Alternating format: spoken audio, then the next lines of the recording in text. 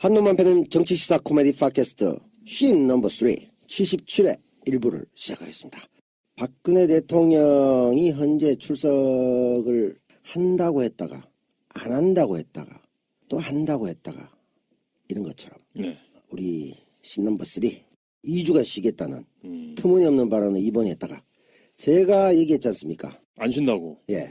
그것은 선견지명. 그렇죠. 북한과 같은 굉장히 알 수 없는 돌발적인 사고를 갖고 있기 때문에 다트 던져서 바로 하지 않겠나 이런 얘기를 했더니 결국은 우리가 돌아왔고 여기에는 청취자 여러분들의 뜨거운 반응. 둘이 괜찮은데? 이건 뭐야? 재밌네? 어찌 이런 일이 이런 반응 때문에 다시 돌아오게 됐다고 합니다. 남 배우님을 좀 더 욕을 해드렸어야 되는데. 그렇네요. 제가 최근에 너무 많이 맞춰가지고 큰일인데 남배우와 이용화의 위험한 동거 시즌 2 매번 시즌 바뀝니까 이거? 저는 다음 주엔 3입니까? 그렇네요. 위험한 동거 동거인 남배우 남태우입니다. 자, 두 분 인사하시죠. 자, 한 분이 새로 오셨는데 먼저 우리 용 기자. 네, 안녕하십니까.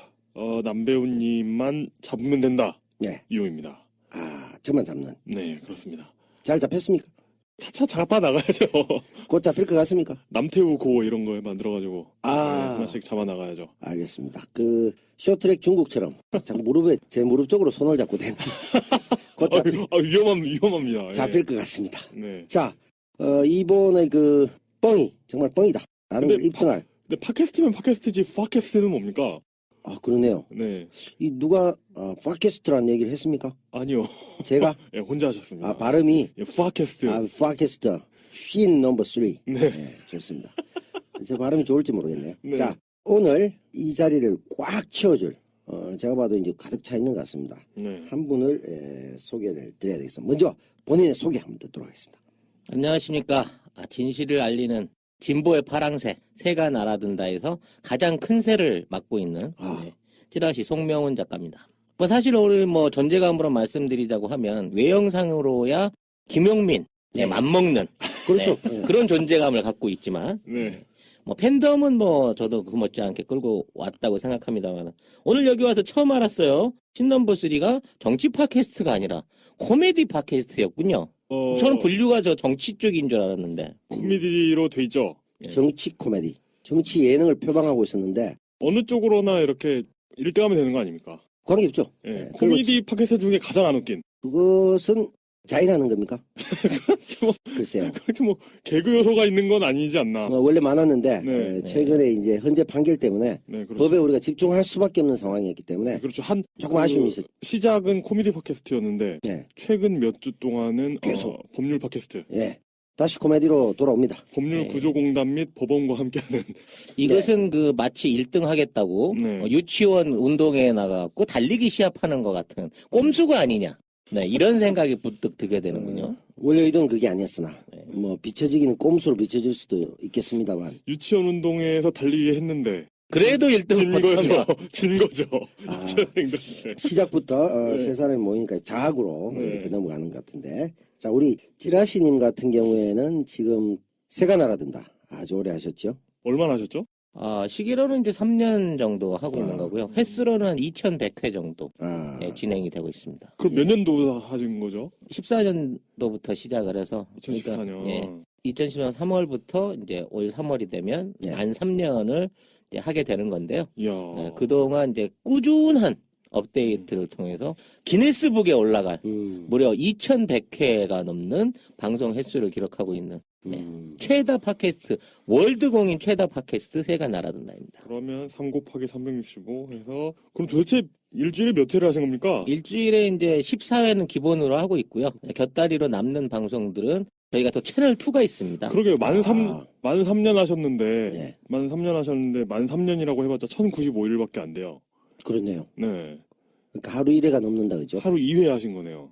거진 그렇게 하고 있습니다. 중요한 건 중간에 하루도 쉰 적이 없다는 거. 비가 오나 눈이 오나 탄핵이 일어나나 명절도 상관없이 매일매일 업데이트를 하고 있죠. 그러면 거의 팟캐스트계 이산가족 찾기 생방송 같은. 그렇죠. 이렇게 될 줄 모르고 시작한 방송이 끝도 없이 연결되고 있는. 예, 둘 중에 하나죠. 청취자 여러분 어디에 계십니까? 네. 비가 오나 눈이 오나. 둘 중에 하나입니다. 투철한 프로오시거나 아니면 정말 할 일이 없으시거나. 습관성으로. 네. 근데 이제 3년 하셨는데 양으로 엄청난데 여기 우리 용 기자하고 저는 5년씩 했습니다. 그래서 캐스트계에서 우리 합치면 10년 했기 때문에 그렇죠. 짬밥으로는 우리가 네, 저도 마치 공룡을 보고 있는 시조새를 보고 있는 타조의 마음이 드네요.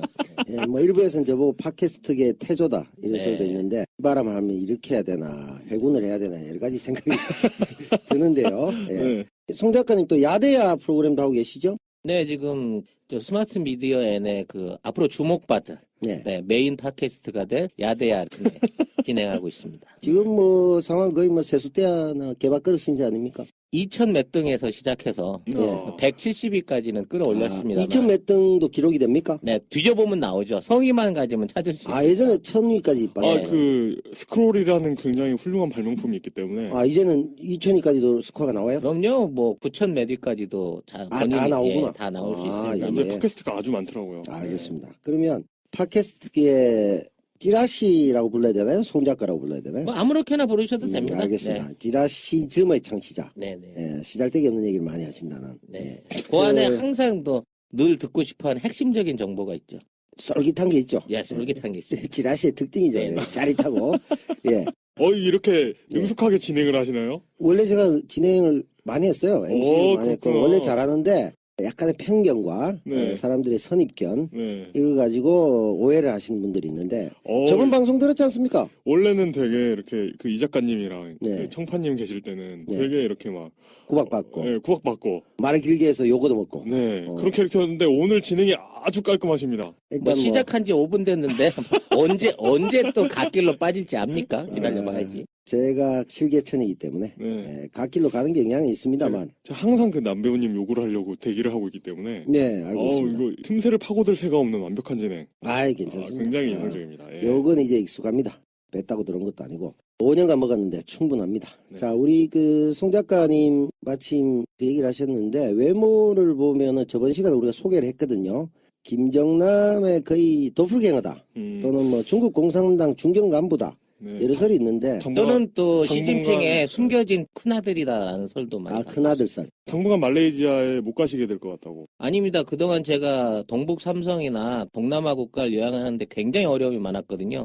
그 이미 뿌려져 있는 공작원들한테 오해받아서 납북될까봐 함부로 나가지를 못했어요. 근데 다행히 좀 뭐하고 이번에 이제 저희 도플갱어의 죽음으로 인해서 좀 더 이제 해외여행이 자유로워지지 않을까 하는 기대를 갖고 있습니다. 그렇군요. 그러니까 소개가 됐으니까 저 사람이 분명히 김정남이라고 확신을 하더라도 이제 이미 돌아가셨기 때문에 이제는 닮은 사람이다라고 얘기하죠. 이제 괴담 사이트 같은데 알고 보니 김정남은 죽은 게 아니었다. 뭐 이런. 심지어 제가 이제 공항에서 잘못 사진이 찍히가 돼서 그런 괴담 사이트에 올라갈 수도 있을 거라는 생각은 해보고 있습니다. 제가 봤을 때도 굉장히 모든 면에서 유사합니다. 사고의 자유분방함, 외모의 풍채의 듬직함. 이런 외모와 풍채가 동남아시아 쪽 지도자에 가장 어울리는 전형적인 외모죠. 전형적인 외모라고 얘기할 수가 있는 거죠. 좋게 말하면 중국 거지. 중국 부자죠. 한국에서 보면 이제 한국 거지 이렇게 보이는 그런 차이인 거죠. 율도국 하나 동남아에 건설하시고 저분은 3대에서 하시면 될 것 같습니다. 나라를 잘못 만나신 것 같습니다. 시대를 잘못 만난 거죠. 시대도 그렇죠. 우리도 예전에 60년대 뭐 이럴 때는 그 외모가 대표적인 사장님 외모죠. 궁금한 게 있는데 지금 이게 중요한 얘기입니까? 전혀 중요하지 않죠. 이번은 좀 우리가 강조해드리다. 그 게스트에 대한 그 배려가 너무 훌륭하시네요. 저도 제 외모를 갖고 이렇게 5분 이상 얘기하게 될 줄은 상상도 못했습니다. 자, 우리 얘기 좀 해볼까요? 그러면 작년 이맘때 정확히 2월 21일입니다. 팟캐스트 신넘버3가 그때 1위를 찍었죠. 딱 1년 전입니다. 제가 없을 때군요. 네. 직전이죠. 그러네요. 제가 들어오기 직전이군요. 네. 들어오고 나서 이제 하향세를. 그럼 이용의 저주인가요, 그것도? 제가 알 수 없죠. 제가 그래도 들어오고 나서 4위까지 찍었어요. 제가 댓글 욕까지 해가지고. 이용 집권 초기까지는 그 보합세를 유지했습니다. 이용 중기부터 서서히 조금 아픔 겪고 뭐 이렇게 됐죠. 뭐 저도 뭐 일조했기 때문에. 1위가 뭐 그리 대단한가요? 그러니까 오늘 이제 새로운 게스트 모셨으니까 그 정신으로 1년 전 정신으로 다시 우리가 잘 달려보자. 그런가요? 말씀드렸고요. 이거 뭐 순위 떨어지면 내가 다 뒤집어 쓰는 분위기인데 이렇게 되면? 아닙니다. 상관없습니다. 두려워하지 마시고. 자, 어차피 두려워하지 않습니다. 뭐 남의 밥상인데 뭐. 저런 마인드 좋습니다. 네. 이렇게 무책임하게 해야만 나라가 잘 됩니다. 자, 너무 책임감 가지고 있다가 박근혜 대통령 어떻게 됐습니까? 뭐 그렇게 깊이 생각하고 하시는 말씀은 아니죠? 네. 자, 지난 한 주 어떻게 보내셨는지 근황 한번 얘기해 주시죠. 여기장. 저는 열심히 또 팟캐스트를 만들었고요. 네. 또 만들었습니까? 아니요, 그냥 기존에 하던 팟캐스트. 일상적인. 예. 예, 매주가 전쟁입니다. 팟캐스트를 만들다 보니까. 그리고 어린이집 오리엔테이션 뭐 이런 거 다니면서 열심히 살았습니다. 어린이집에 갈 나이인가요? 아드님이? 어린이집은 따로 들어가는 나이가 있진 않고요. 시립 어린이집에 드디어 차례가 돼가지고. 나이가 됩니까? 아니요, 그 순서. 몇 년 뒤에? 네, 태어날 때 줄 서가지고 이제서야 차례가 왔어요. 네. 어렵군요, 그게. 네, 그렇더라고요. 공공보육 차원에. 네. 예. 거기 이제 당첨이 됐다. 그렇죠. 순서가 온 거죠, 뭐 당첨이라기보다는. 자연적으로. 그러고 살았네요. 일주일이 훅 지나갔습니다. 한 주는 육아와 팟캐스트에 집중했다. 네. 자, 송 작가는 뭐 하셨습니까? 저는 이제 올해 시작하면서 목표를 세운 게 팟캐스트 상위 1위부터 50위권 안에 드는 모든 팟캐스트에 찬조 출연을 하는 목적을 가지고 열심히 이 많은 팟캐스트를 스스로 자진 방문해서 방송을 하고 있습니다. 불금쇼 다녀왔고요, 지난주에.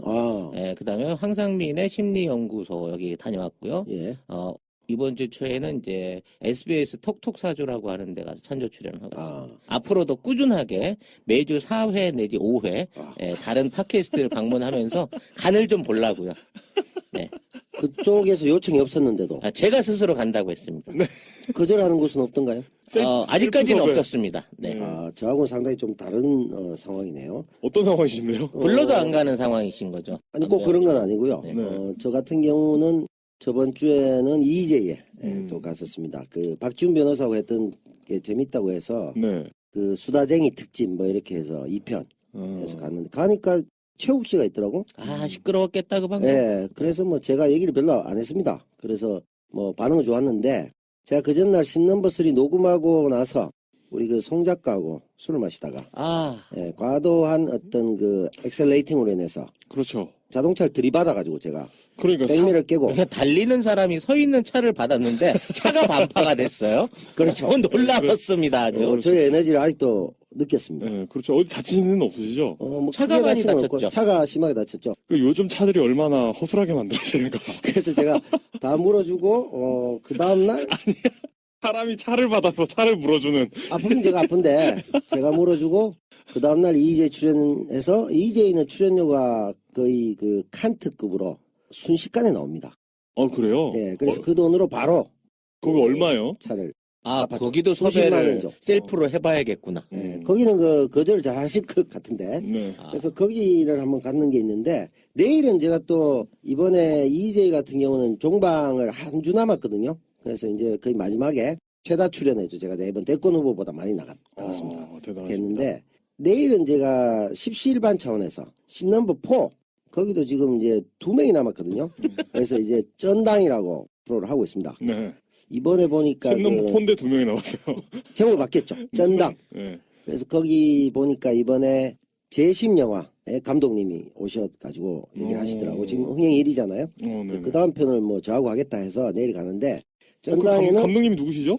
김태훈 감독으로 알고 있는데 그분 아니에요? 네. 예전에 그거 또 하나의 약속 그걸 하셨고 뭐 많은 작품 잔혹한 출근해서 잔혹한 스코어 받으시고 고생하셨다는 요 얘기는 좀 아껴둬야 됩니다. 왜냐면 제가 거기 가서 해야 되기 때문에. 네네네. 그분 저 기억하시나요? 김태형 감독님. 그런가요? 네. 이용을 기억하라. 예, 언제 한번 뵙지요. 예. 이렇게 다 인연이 되는군요. 그래서 거기에는 제가 십시일반 차원에서 이제 내일 출연을 해야 되고요. 그런 케이스가 있는데 이거 지금 민주종편이라고 프로그램 있지 않습니까? 거기 그다음에 정의당에서도 신규 프로그램 하려고 했었거든요. 둘 다 자기들이 요청했습니다. 네, 자기들이 갑자기 뭐 안 한다고 그러더라고. 이게 불렀다가 한번 불러봤는데 넙죽하신다고 그러니까 됐어요. 그리고 거절하시. 불러온 게 아니라 둘 다 신규 프로그램을 만들겠다고.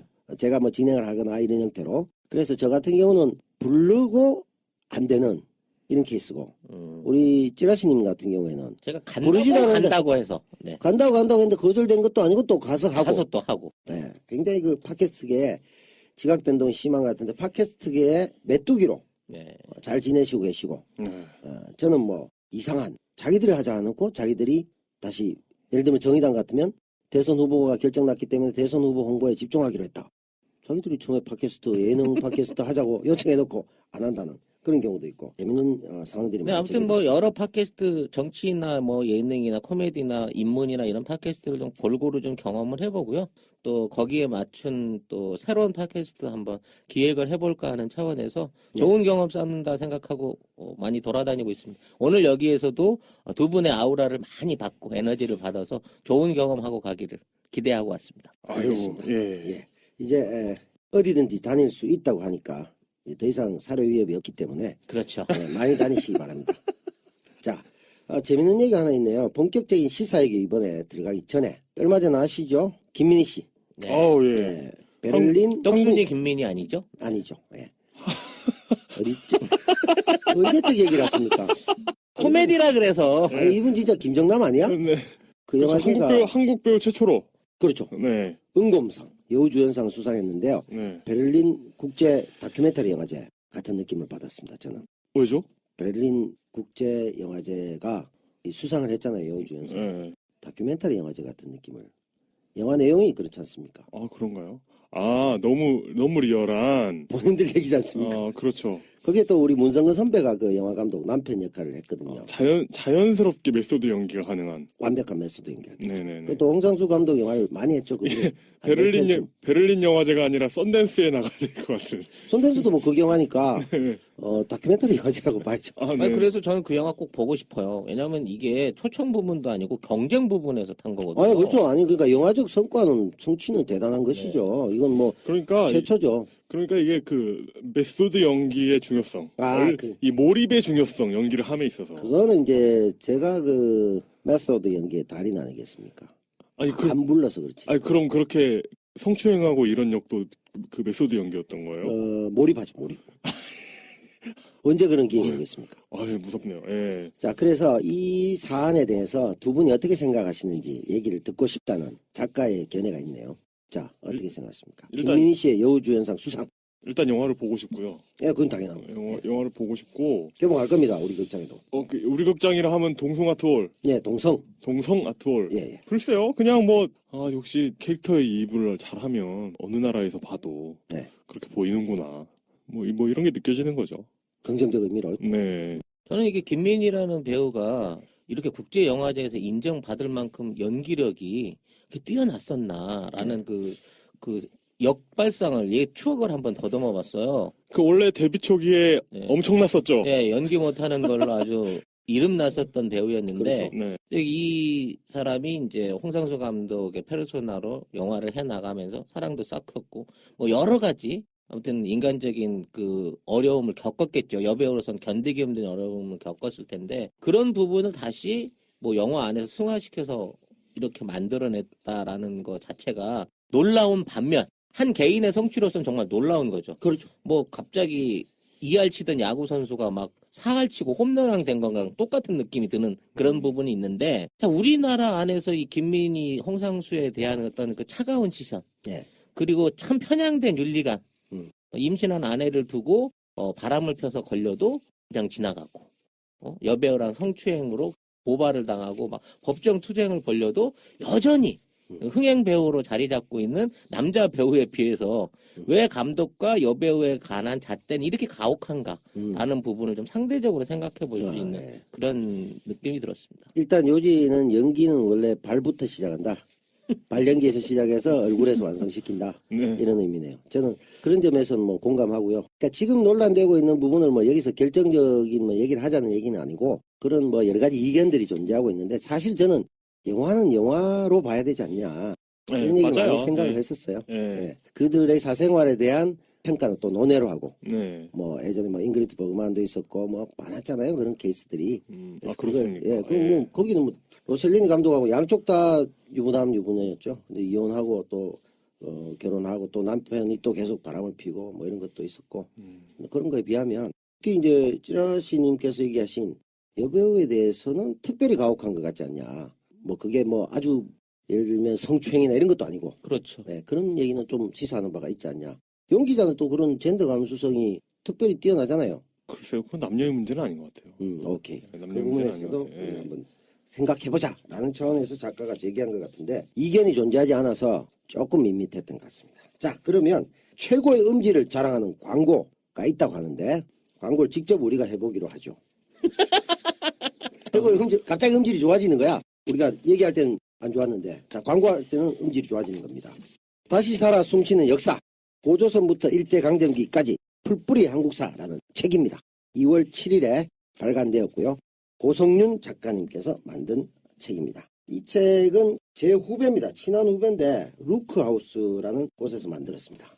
내용을 제가 간단히 좀 말씀드리면 한국사를 통사적으로 접근했다 이렇게 부르고 역사의 흐름을 이해하는 것이 중요하다는 차원에서 여기의 내용은 주로 인과관계, 그때 그 정책이 왜 나왔고 어떤 결과가 빚어졌을까 중심적으로 서술을 했다고 하고요. 고대부터 일제강점기까지. 최근 세사는 지금 없습니다. 거기까지 나와 있고요. 핵심 포인트는 민중의 생활과 민중의 관점을 중심적으로 민본. 지금 우리 이제 대한민국 뭡니까? 밀본 아닙니까? 밀본이 아니라 민본의 관점에서 또 촛불 전국에서 우리 시사하는 바가 큰 책이 아닌가 생각이 듭니다. 자, 이 책 어떻게 보셨습니까? 사실 그 녹음 시작하기 전에 좀 봤는데 네. 잘 쓴 교과서 느낌입니다. 잘 썼는데 좀 잘 쓴 교과서. F입니다. 저는 사실 교과서를 좋아해요. 역사나 교과서만 하는 게 없어요. 깔끔하게 쓰여졌다. 깔끔하죠. 네. 그리고 몇몇 그 교과서에서는 나오지 않는 네. 몇몇 포인트, 그러니까 다 읽어보지 못했으니까요. 몇몇 포인트들을 보면 괜찮은 소설들이 많이 있습니다. 그래서 좋습니다. 저는 이거 역사 관련된 책이 교과서 같은데라는 건 저한테는 칭찬이고요. 그렇죠, 칭찬입니다. 거기에서 플러스 이제 좀 괜찮은 요소들이 보인다. 그렇습니다. 지금 굉장히 당황하고 있지 않습니까? 굉장히 이게 DNA 자체 광고에 대한 거부증이 좀 있어요. 한마디 덧붙이려고 했는데 다시 생각해보니까 욕이 될 수도 있을 것 같아서. 그러니까 마치 이제 용기자는 지금 이 광고에 대해서 굉장히 선의로 했어. 결과는 스텝이 꼬이면서 사과를 할 수밖에 없는 이런 상황. 안희정 지사 같은 그런 상황이 계속 되고 있다. 이렇게 볼 수가 있고요. 풀뿌리 한국사. 자, 이 책 어떻게 보셨습니까? 우리 그 작가님이시자 또 찌라시계의 거성 아닙니까? 저도 사실은 이제 등단을 한 작가고 그렇죠. 제가 원래 동화 작가 아니겠습니까? 근데 역사책을 볼 때 우리 흔히 위인전 느낌이 들면 그거는 상당히 주관적인 느낌으로 역사가 쓰여져요. 왜냐하면 객관적이지 않고 주인공만 아름답게 포장하기 위해서 주변의 모든 것을 나쁘게 만드는 그런 계기가 있거든요. 역사 드라마 같은. 예, 일부의 역사책들이 그런 게 있는데 이 부분 안에서는 주인공을 국민한테 맡겼던 게 당시 백성들한테 맡겼다는데 특별한 의미가 있는 것 같습니다. 뭐 예를 들자면 대동법 같은 경우에 처음에 이제 세금을 낼 때 세금을 전부 각자 특산물로 내라 그랬어요. 그러니까 어떤 놈은 이제 물고기를 내고 어떤 놈은 단비를 내는데 그러다 보니까 이게 정확하게 얼마나치를 내는지 모르니까 심하게 쌀을 한 섬 받아가는데 물고기는 100마리를 한 2서머치를 내라고 할 수도 있고 단비는 100마리를 한 10서머치를 바치게끔 만드는 뭐 이런 폐해가 있었단 말이죠. 이거를 쌀로 일반적으로 맞춰서 내라. 그러니까 화폐 기준에 맞춰서 적정한 가치를 내게 해라.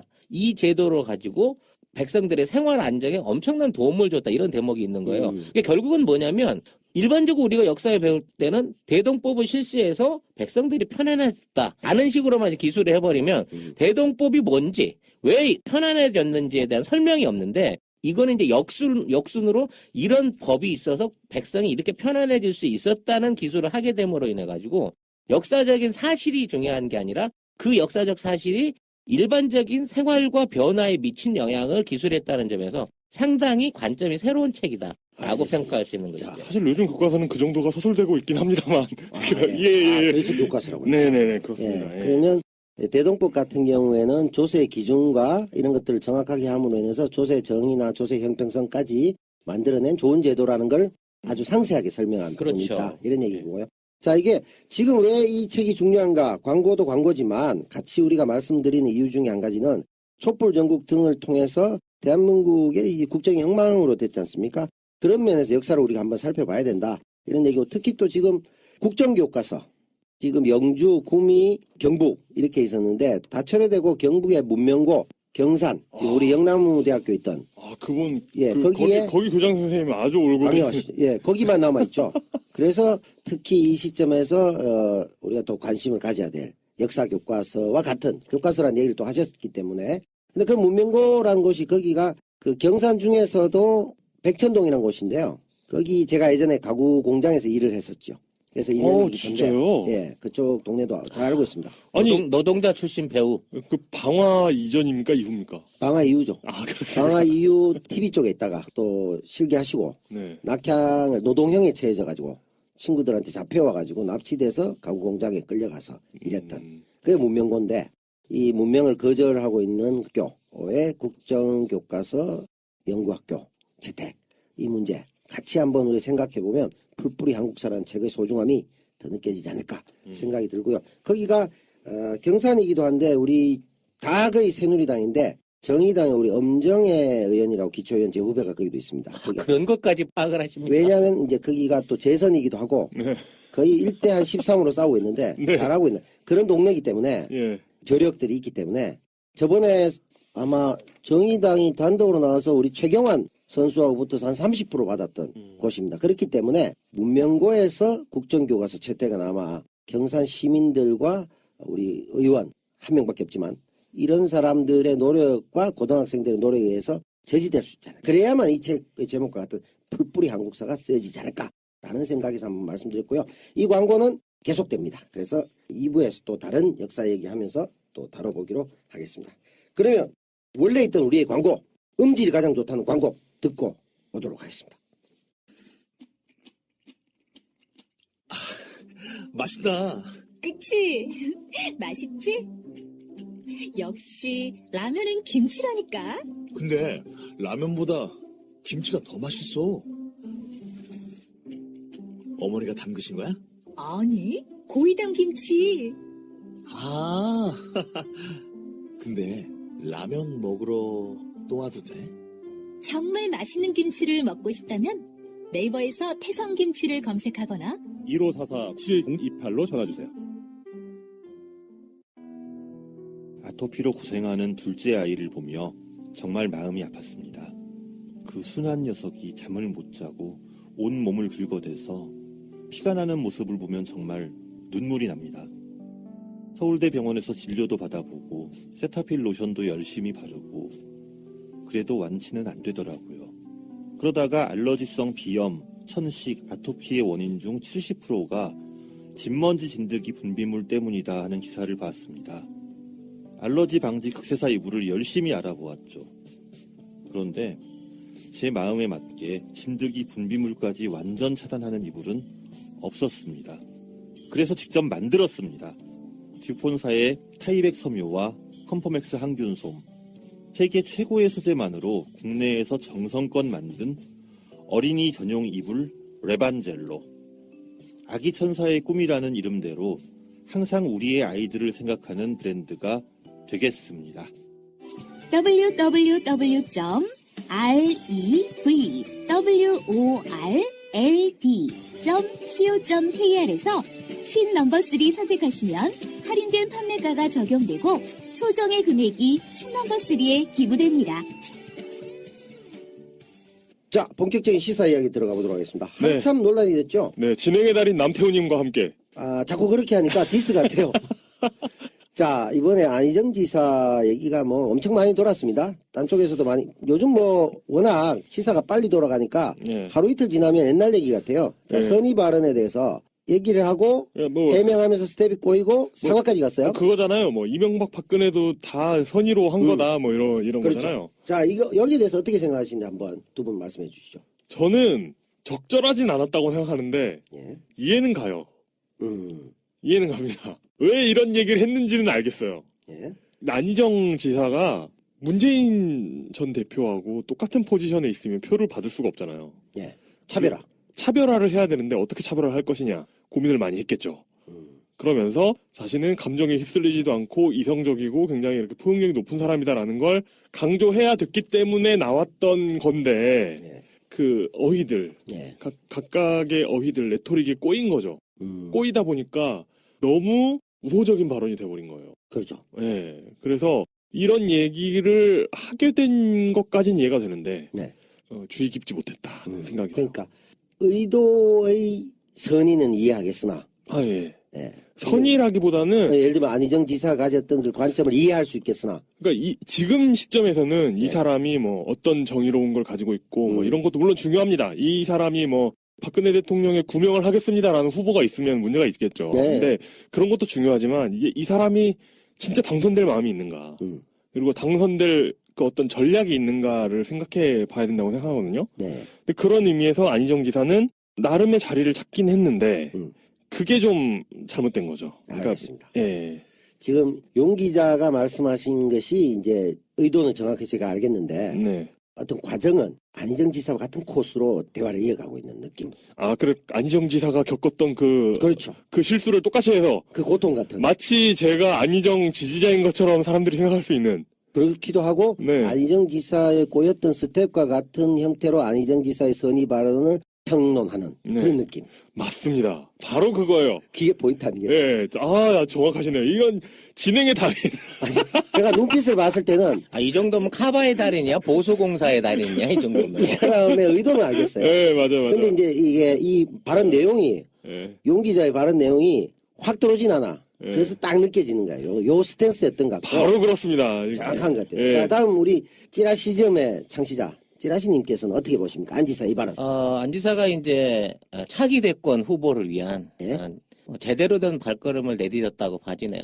이게 어. 100m 달리기를 하는데 결승선을 안 정해주니까 어디가 끝인지 모르고 학교 밖으로 달려나가 버리는 거랑 똑같은 경우라고 생각을 합니다. 문제는 이 발언을 해놓고 이 발언에 대한 사과라든지 해명이 너무 미진한 거예요. 이건 어버이 연합과 마찬가지로 선이라고 하는 단어가 앞으로 전혀 사회적으로 다르게 쓰일 수 있는 그런 상황을 만들어낸 겁니다. 이제 다음 차기에 안희정 지사가 출마할 당은 안 바른 자유당이 될 거예요. 좋습니다. 왜냐하면 강력한 비판. 왜냐하면 지금 이런 태도로 자기 주변 안에서 외연 확장을 한다고 하는 일부의 어떤 그 면죄부 비슷한 핑계를 대줄 수는 있습니다만은 사람도 그 게임이 그런 거 있지 않습니까? 금 넘어가면 죽는 거예요. 금 밟으면 죽는 거거든. 네. 근데 이분은 금도를 넘어서서 막 금을 밟았다 넘었다 하면서 자기 나름대로의 게임을 하고 있는 거예요. 알겠습니다. 이러면 나중에 돌아와도 너는 룰을 지키지 않은 사람이고 원칙을 지키지 않은 사람으로서 같이 안 놀아 같은 페이스가 간다는 거죠. 그러면 금을 계속 밟았다고 얘기하셨는데 일종의 이제 안희정 지사가 고무줄 놀이를 하고 있다. 계속 금을 밟았다 올랐다 튕겼다 그런 이렇게 거죠. 하고 있다. 네. 느낌을 받는다는 거죠. 그럼 남배우님, 제가 3주째 물어보는 거 이제 대답을 하셔야 되지 않겠습니까? 아 예. 계속 안희정, 답했죠. 안희정입니까? 이재명입니까? 이재명이라고 분명히 제가 얘기했지 않습니까? 그건 뭐 우리가 청판하고 얘기할 때도 네. 얘기를 계속했고 역시 제 판단 틀리지 않았다. 예, 만복 국수집 옆에 돗자리 깔아야 되겠다.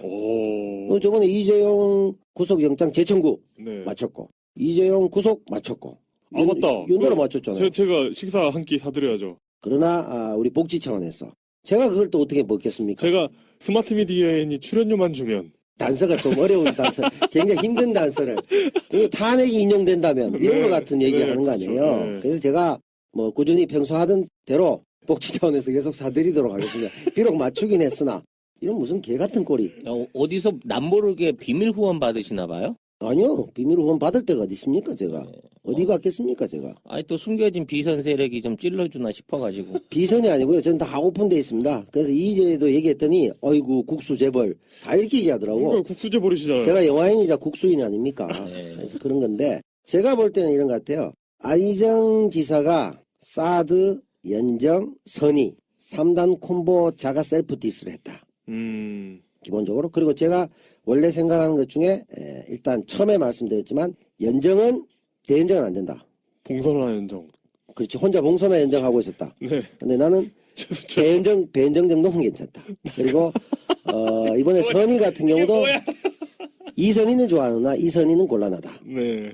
뭐 인용 같은 경우 황인용이 좋다. 아, 선희는 괜찮은데 선의는 안 된다. 네, 곤란하다. 네. 근데 제가 느꼈던 건 이런 것 같아요. 의도도 알겠고 자기 스탠스도 알겠고 한데 심지어는 안정 번역기를 대선 전에 도입해야 되지 않냐 이런 얘기도 나왔고 김문수 코수 가냐 뭐하냐 이렇게까지도 나왔는데 거기까지는 좀 과한 것 같고 제가 봤을 때는 자신의 의도가 과한 나머지 그것을 표현하는 방법 속에서 스텝이 꼬였고 네. 결국은 또 그것을 타인의 얘기를 100% 맞다고 인정을 해서 들어야 대화가 성립된다. 대화법의 방법론적인 태도의 문제로 환치를 시켰다가 이것도 너무 역풍이 센 거 가니까 다시 사과를 하는 엇갈린 스탠스를 계속 보였던 안 지사의 정치 철학에 대한 고민까지도 생각할 수 있는 지속적인 엇박자를 낸 과정에서 나타난 참사가 아니냐 생각이 들어요. 물론 뭐 비난까지는 생각 안 해요. 저는 이해는 해요. 이 사람의 의도는 그렇죠. 알겠는데. 아시겠죠? 예, 의도는 알아요. 저도 의도는 알겠어요. 이 사람이 정말 뭐 촛불을 폄하한다든가 아니면 뭐 탄핵에 대해서 다르게 생각하나 이렇게까지 생각지는 않아요. 그렇지만 이런 스탠스 계속 하다가는 정말 집토끼는 이미 다 날아갔고 산토끼도 못 잡을 것 같아요. 왜냐하면 역선택 차원에서의 지지율이 올라간 측면이 있잖아요. 탄핵 인용이나 여기에 따라서 뭐 안 바른정당, 바른정당, 뭐 황교안, 뭐 그다음에 뭐 유승민 많지만 이렇게 됐을 때 과연 정말 지금의 그 중도라고 표현되는 그 표가 안 지사한테 올 거냐? 사실 그렇게 오기 쉽지 않을 거라고 보거든요. 제가 보기에는 그런 면에서 너무 반기문 이후에 고무되지 않았나.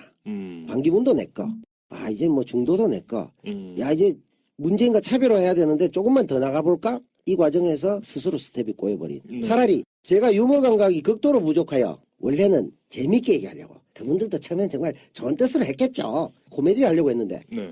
유머 감각, 평소에 유머 감각에 대한 훈련이 부족하다 보니 꼬였습니다. 이렇게 얘기하면 사람들이 이해를 했을 거예요. 그렇죠. 그러니까 이분이 그 연단에서 이분들도 말이야 그렇지, 이걸 좋아 그렇지. 이런 식으로 개그 톤으로 얘기했으면 되는데 그렇지. 개그 톤이 익숙치 않은 굉장히 진지한 톤을 가지고 있지 않습니까 이분이? 그렇죠. 안타깝죠. 예, 그 톤으로 이야기를 하니까. 그 점에서는 유일하게 이런 점에서는 제가 유리한 것 같아요. 제가 암만 진지하게 얘기해도 사람들이 아무도 진지하게. 농담일 거라고 생각해요. 그럼 실수를 해도 농담이잖아 이게 되는데 이분은 평소에 너무 진지해요.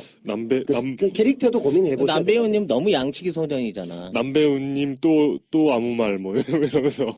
양치기 소년이라 하시면 이게 막 던져놓고 아니면 농담이었다고 우겨버리면 사람들이 제가 어떤 말도 진실을 보기 힘들잖아요. 아니죠. 제가 우긴 적은 없고 그들이 자의적으로 해석을 합니다. 제 선의에 대해서. 애매하게 해서. 예. 근데 사실 지금 이 정치 판도는 그 남배우님이 대선 출마한다고 하는 것도 사람들이 다 농담인 줄 알잖아요. 결혼하신다고 할 때 전 진담이길 바랬어요. 그러고 보니까 저도 연정이나 사드, 뭐 선의 이런 발언 많이 했네요. 네. 남태우가 정말 다르게 해석하시네. 남태우가 고영태가 되지 말란 법이 어딨으며 충분히 가능하셨었네 그 당시에. 아까워요 그때 시도가 실패한 거는. 근데 아무튼 지금 안희정 지사 연결된 그 정치판은 그 소치 올림픽 피겨 스케이팅처럼 돌아가고 있는 거예요. 그러니까 김연아가 이미 점수를 따놓고 있는데 뒤에 나와 있는 소티니코바한테 막 예술 점수를 몰아줘서 점수가 많이 올라가고 역전을 하는 것처럼 보이는데 그렇죠.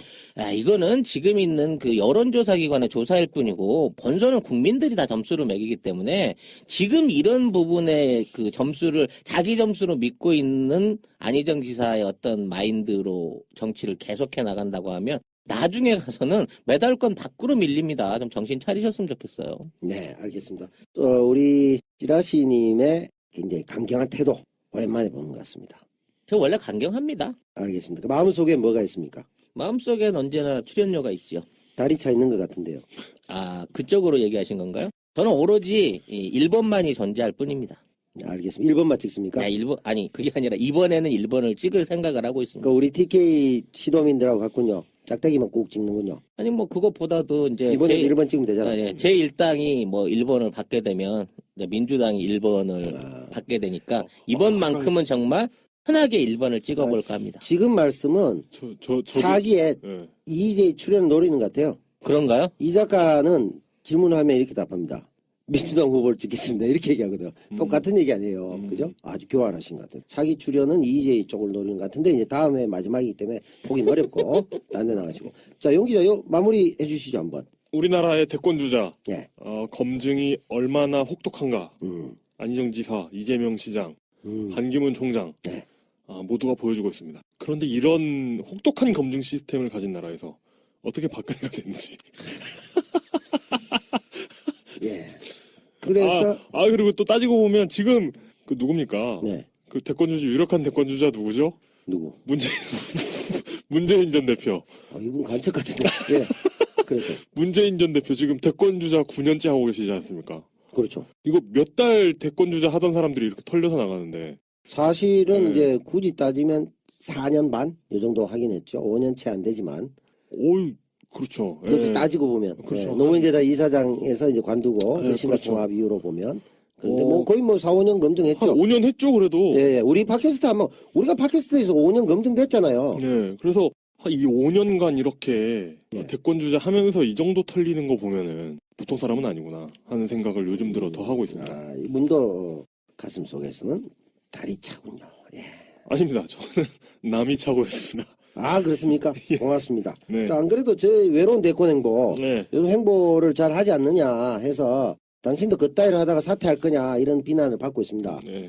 그래서 제가 김무성, 반기문, 김부겸 뭐 이 레벨인가 내가 얘기했거든요. 네. 그래서 이번에는 제가 그런 물론 정의당 내에서는 아무 얘기 없이 심상정 대표 그냥 됐습니다만 그거 팟캐스트도 자기들이 하자고 해놓고 연락이 없어가지고 탈당 절차 간소화 서비스도 없고 해가지고 힘든데 네. 후보 등록도 못 해보셨군요. 야, 그러니까 룰에 대한 합의도 없었는 상황에서 그냥 이렇게 연락도 없이. 끝나버렸습니다. 네. 그리고 심지어 당원이시라면서요. 팟캐스트 하나 하시죠. 이래놓고 연락이 없는.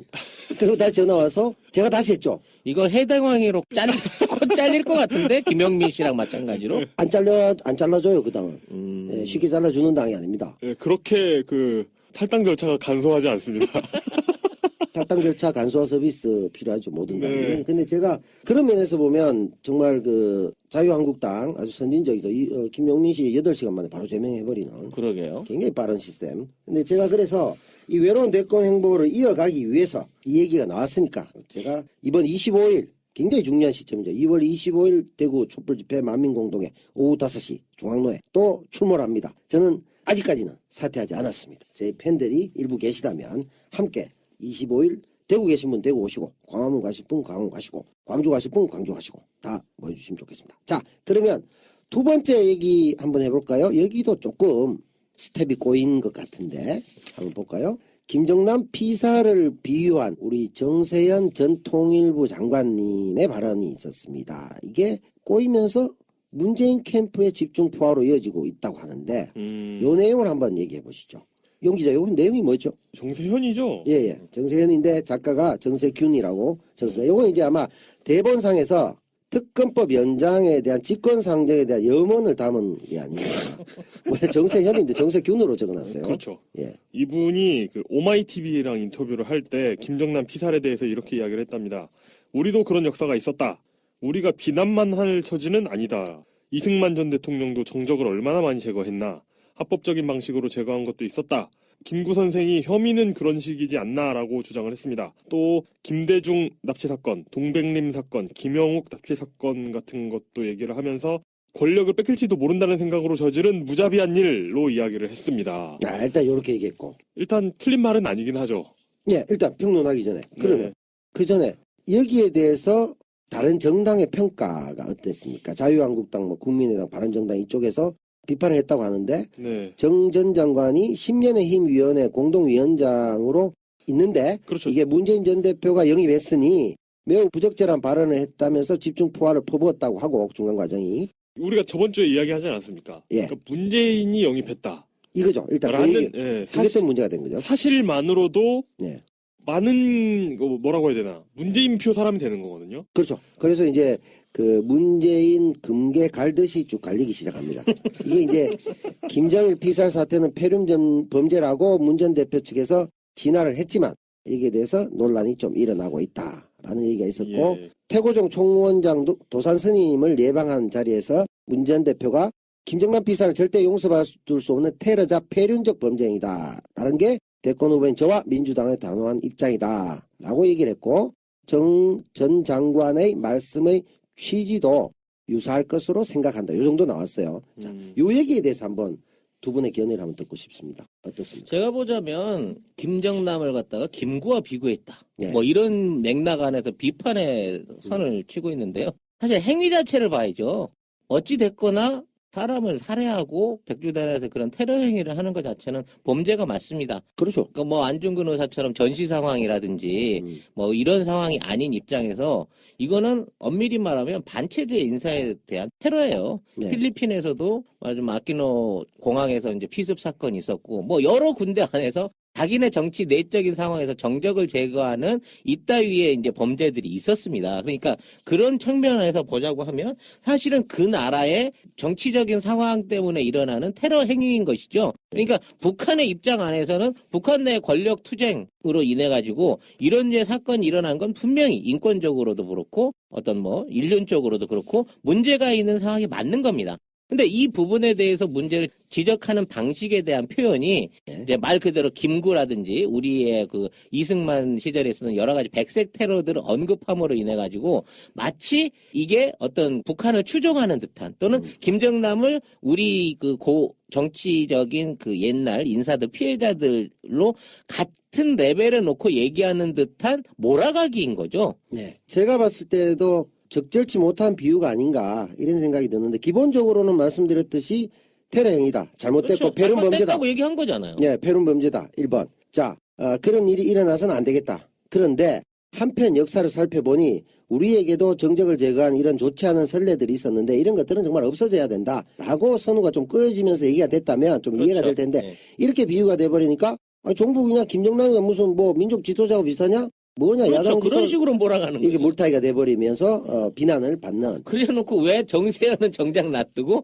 영입한 문재인이 문제야. 이건 또 뭐 또 다른 3단 콤보 아닙니까? 이렇게 넘어가면. 그거는 이제 현재 대선 전국에서 모든 잘못은 기승전 문재인이기 때문에 그렇죠. 이게 이제 예전에 있던 이게 다 노무현 때문이다. 황사가 날아가도 노무현 때문이고 모든 게 노무현 때문이다. 뭐 미세먼지부터 해서 예를 들어 구제역 뭐 이런 거 다 해도 노무현 때문이다 하는 것처럼 현재 정치권에 문제가 생기면 문재인 때문이다. 이런 얘기는 원래 나오는 거기 때문에 근데 그 과정에서 안희정, 정세현 이런 분들 뭐 좀 다르지만 표현이나 비유가 애매해지면서 그것을 진화하느라 진땀 흘리는 과정들이 좀 나타나지 않았나 이런 얘기 있었고요. 자, 오늘 굉장히 중요한 얘기 중에 한 가지입니다. 특검 연장. 이게 지금 쉽지 않아요. 건너갔죠, 이제. 네, 거의 뭐 아마 어렵지 않을까 보는데. 23일 직권상정. 그렇죠. 내일이죠. 네, 그게 유일한. 그게 지금, 네. 그렇죠. 과정을 이제 보면. 불발이 된 거죠, 사실상. 그것도 뭐 쉽지 않죠. 그래서 김진태, 정세균, 황교안의 3대 변수다. 이런 얘기까지 나오고 있다는데, 요 과정 간단히 한번 얘기를 해보도록 하죠. 결론은 우리가 얘기했고요. 지금 어렵지 않겠나. 아니, 실제 어려워졌습니다. 왜냐면 그죠? 정석원 국회의장이 직권상정에 반대 입장을 내놨기 때문에. 곤란하다 얘기 많이 예. 했죠. 현재 200석 이상의 표를 모아서 이거를 상정시키기 위해서는 바른정당에서 이제 국민당과 민주당과 손을 잡아줘야 이게 가능한 상황이었는데 그렇죠. 바른정당에서도 합의를 해야 된다라는 원칙을 내놓는 바람에 법적으로 이거를 강제할 수 있는 방법이 없어져 버린 겁니다. 직권상정이 유일한 희망이었는데 정세균 대표가 난색을 표명했거든요. 그렇죠. 법사위에서 통과되긴 어렵고. 그거 어렵죠. 아예 어렵고. 네. 그것도 본회의도 어렵고. 직권상정 남았는데 직권상정의 경우도 못하겠다고 한 거고. 국회의장이 가급적 합의를 했으면 좋겠다. 국가 비상사태가 아니다는 얘기가 나왔고 근데 많은 야당 쪽에서는 아니 국가 지금 비상사태가- 국가 비상사태가 아니면 뭐가 비상사태냐. 꼭 독침을 쌓아야 비상사태냐. 라고 얘기를 하면서 그리고 사실 테러 방지법에 굉장히 안 좋은 전례가 있기 때문에 그렇죠. 그냥 갖다 걸면 다 비상사태가 되거든요. 그렇죠. 근데 사실 이제 내용적인 비상사태가 맞죠. 네. 그런데 그 부분이 있는데 어쨌든 국회의장이 좀 힘들어하고 있고 또 아까 우리 찌라시님 얘기 중에 자유한국당이 지금 94석 아닙니까? 제가 알기로. 네. 정의당 무시합니까? 정의당이 그쪽에 가서 하면 그쪽이 200석이에요. 그쪽이 100석이 돼요. 그러면 여기 200 다 해야 돼요. 올인해야 돼요.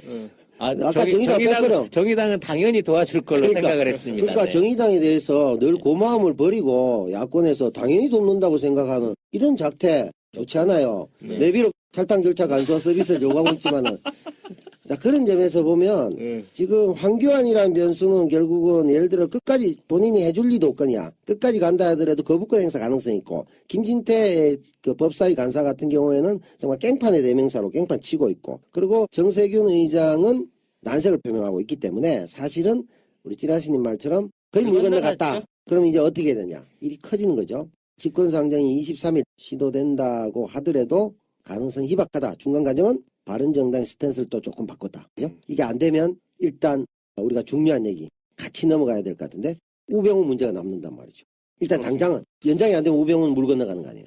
이미 그렇죠. 뭐 네. 구속영장이 1차 기각됐기 때문에 남은 또 할 시간이 없잖아. 예, 시간이 없죠. 남은 일주일 안에 뭐 증거를 보완해가지고 그때 새로 청구한다는 거는 무리가 있을 것 같고. 그리고 뭐 청구해가지고 구속이 된다고 해봤자 네. 조사가 되는 것도 아니고. 그러니까. 그리고 이제 이 과정에서 결정적으로는 황교안 총리의 청와대 압수수색이나 여기에 대한 거부를 통해서 결국은 우병우에 대한 실질적인 증거 자료를 더 확보하는 데 있어서 어려움을 겪었던 특검의 입장도 반영됐고 이런 것 같은데 같이 한번 얘기를 해보죠. 우병우가 이렇게 됐는데 이게 물 건너 갔겠죠? 검찰로 넘어갔을 때 뭐 좀 될 것 같아요? 더욱 힘들다고 봐야죠. 그죠? 이미 구속영장을 기각시킬 수 있을 정도의 영향력을 발휘한 우병우가 활개를 치고 있는데 지금의 특검의 수사 자료를 이어받은 이제 일반 검찰들이 정상적인 수사를 한다 또는 여기에 연장선에 있어서의 수사를 더 확대한다 이런 거는 어려울 것 같고요. 기존의 특검이 밝혀낸 만큼의 수사 기록에서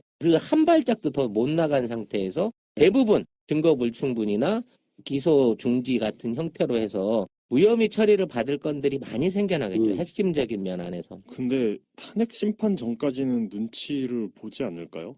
탄핵 심판하고 상관없이 탄핵이 설사 그 인용돼서 박근혜가 떨어져 나간다고 하더라도 우병우와 김기춘이 만들어 놓은 검찰 조직 안에 전체적인 내부 조직력들은 그대로 유지될 가능성이 오히려 전 높다고 봅니다. 그래서 그렇죠. 희생양을 찾겠죠. 그렇죠. 근데 이제 지금 어차피 특검 연장이 물 건너간다고 한다면 우병우에 대한 수사는 현재의 검찰 조직에서는 거의 불가능하지 않겠냐. 거의 어려우나 기껏해야 이제 지금 2차 저는 개인 비리 쪽으로 가고 있죠. 이런 그 관료 조직들이 권력에 되게 민감하거든요. 그렇긴 하죠. 예. 예, 권력에 굉장히 민감하기 때문에 정권이 이거 당장 봄에 바뀌는 거 아니야라는 생각이 들고 있는데 네. 막 무혐의 처분 내리고 이러면 그 좀 모르겠네요. 이럴 때 그 그리워지는 한 분이 계시나. 그분이 또 이제 분석은 잘해요. 네, 그렇죠. 맞추기를- 틀려서 그렇지. 맞춘 건 당신이 훨씬 많이 맞췄어. 네. 근데 사실 그런 고민이 그러니까 이게 크죠. 특검처럼 속 시원하게는 안 되겠죠. 뭐 검찰이 만약에 수사를 그렇죠. 한다고 해도. 네. 예. 그러니까 이 과정을 한번 보면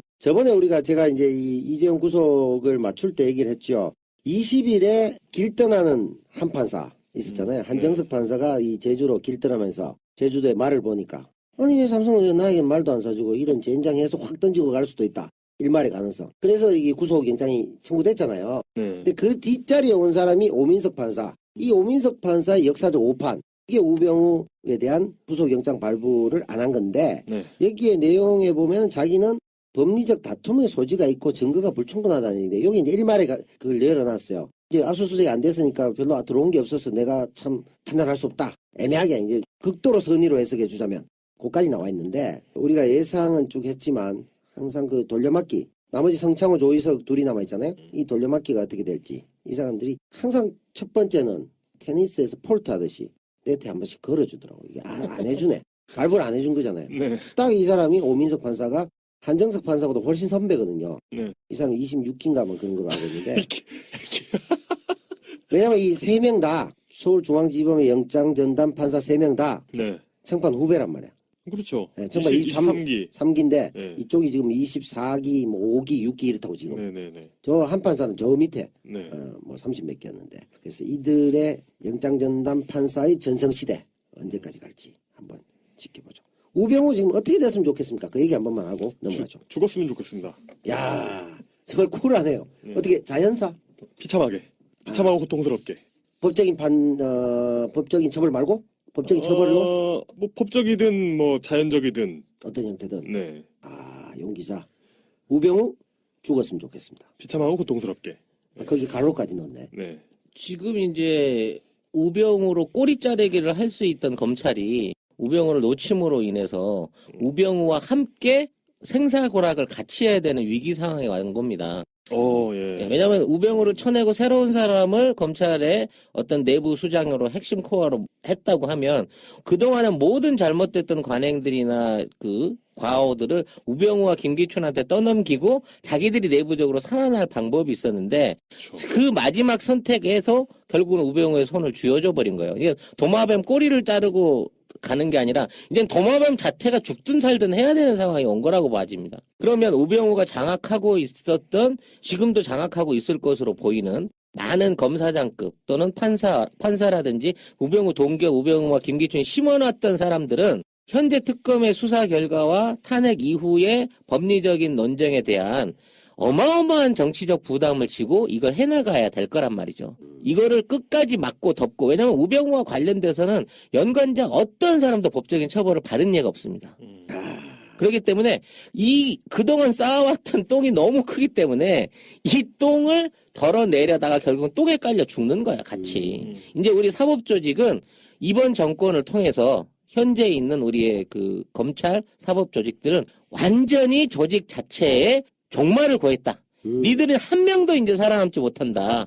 라는 것을 이번에 깨닫게 될 것입니다. 그러니까 이제 연이 너무 커서 배설하지 못하고 주저앉아 버린. 그렇죠. 내지는 좀 할 얘기는 아닌데, 또는 뭐, 검찰 조직이 마지막 기회였던 검찰 조직의 암세포와 같은 우병을 도려내지 못함으로 인해서 항암 치료를 거부한 그렇죠. 상황이 됐다. 이제는 엔딩으로 간다.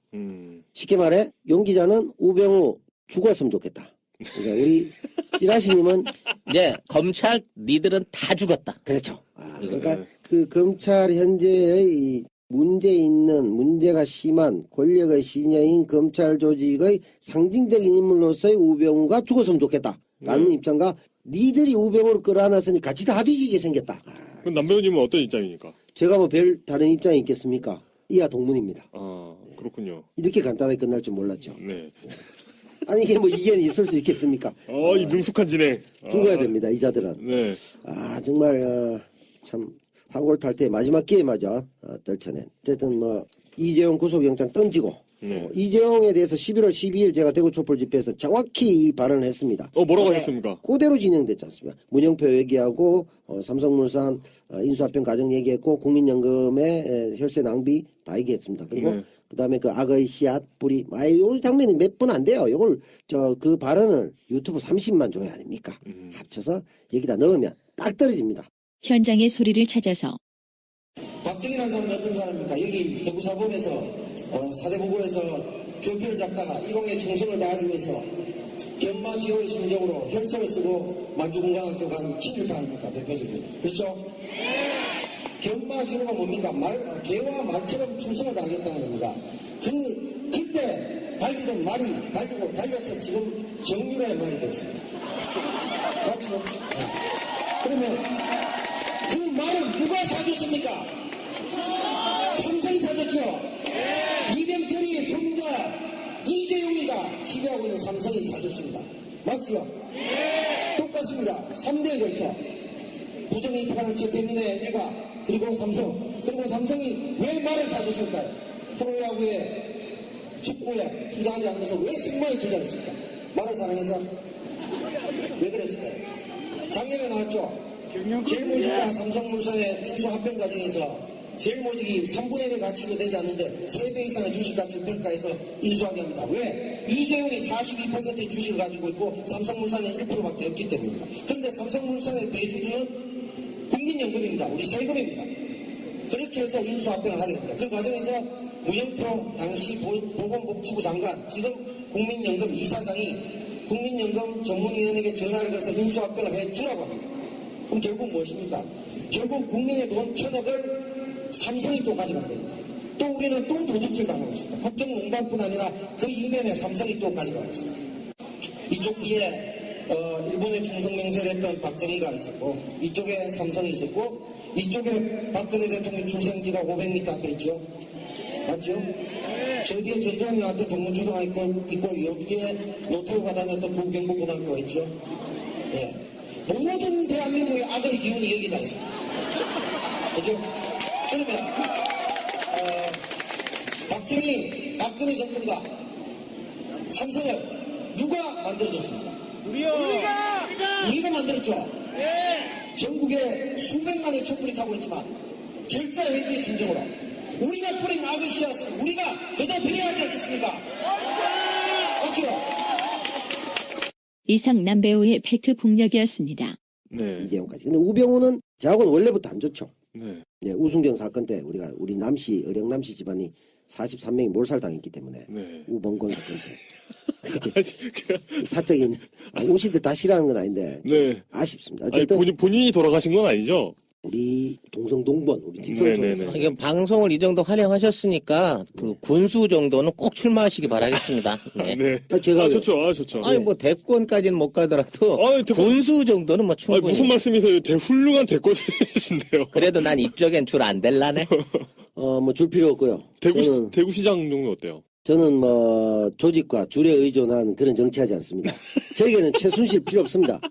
우리 저희 정책과 내용으로. 군수 무시합니까? 작은 조직이라고 해도 그 생리 구조는 똑같습니다. 독립영화라고 해도 블록버스터하고 영화의 구조와 과정 만드는 제작 공정 똑같습니다. 네, 충분히 이해하니까요. 네, 지역사회에서 꼭 등단하시기 근데 바라겠습니다. 그 전북 장수군. 방금 제가 얘기한 거는 너무 이재명 시장 논리인가요? 네, 그럼요. 전북 장수군 군수님께서 네. 거의 장수가 특산물이 사과잖아요. 네. 사과 농장을 하세요. 네. 그 농장의 이름이 한표 농장입니다. 한 표 줍쇼. 네. 예, 제가 꼭 대선 전에 하고 싶은 프로가 하나 있었는데 한 표 줍쇼 하고 싶습니다. 그 집집마다 찾아가서 아무 집이나 별놀러가지고. 문 열고 이제 뭐 그런 거 강호동 구걸하는 건가요? 이경규 씨가 JTBC인가요? 하는 것 중에 네네네네. 한 끼 줍쇼라고 있잖아요. 그러니까요. 아무데나 문 열고 들어가서. 그러니까 가서 이제 여론조사도 되고 네네. 또 밥을 먹으면서 이분들의 성향도 들으면서 또 웃겨드리면 또 표심이 바뀔 수도 있고 뭐 제 의도 간악한 의도는 있으나 야권을 찍으라는 얘기죠. 지금 가서 표 누르고 아니 저는 누굽니다. 식사 한 끼 하시면서 한 표 줍쇼.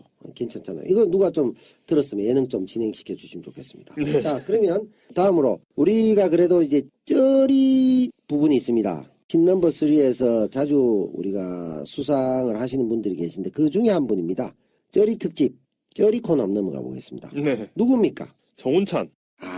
이분 어떻게 됐습니까? 이분께서 선언을 하셨습니다. 정운찬 전 국무총리 계시지 않습니까? 네. 동반성장연구소 이사장. 이렇게 말씀하셨습니다. 바른정당 입당을 아직 고려하지 않고 있다. 그러니까 언론에서 이런 얘기가 나왔었거든요. 그러니까 정 전 총리가 바른정당 입당을 타진 중이다. 네. 그래서 정운천 바른정당 의원이 참 헷갈립니다. 정운천 바른정당 의원이 메신저 역할을 하고 있다라는 보도가 있었습니다. 그래서 여기에 대해서 여전히 고민하고 있다. 어느 쪽으로도 아직 기울지 않았다라는 입장을 밝혔다고 합니다. 이분도 간운찬이 되는 겁니까?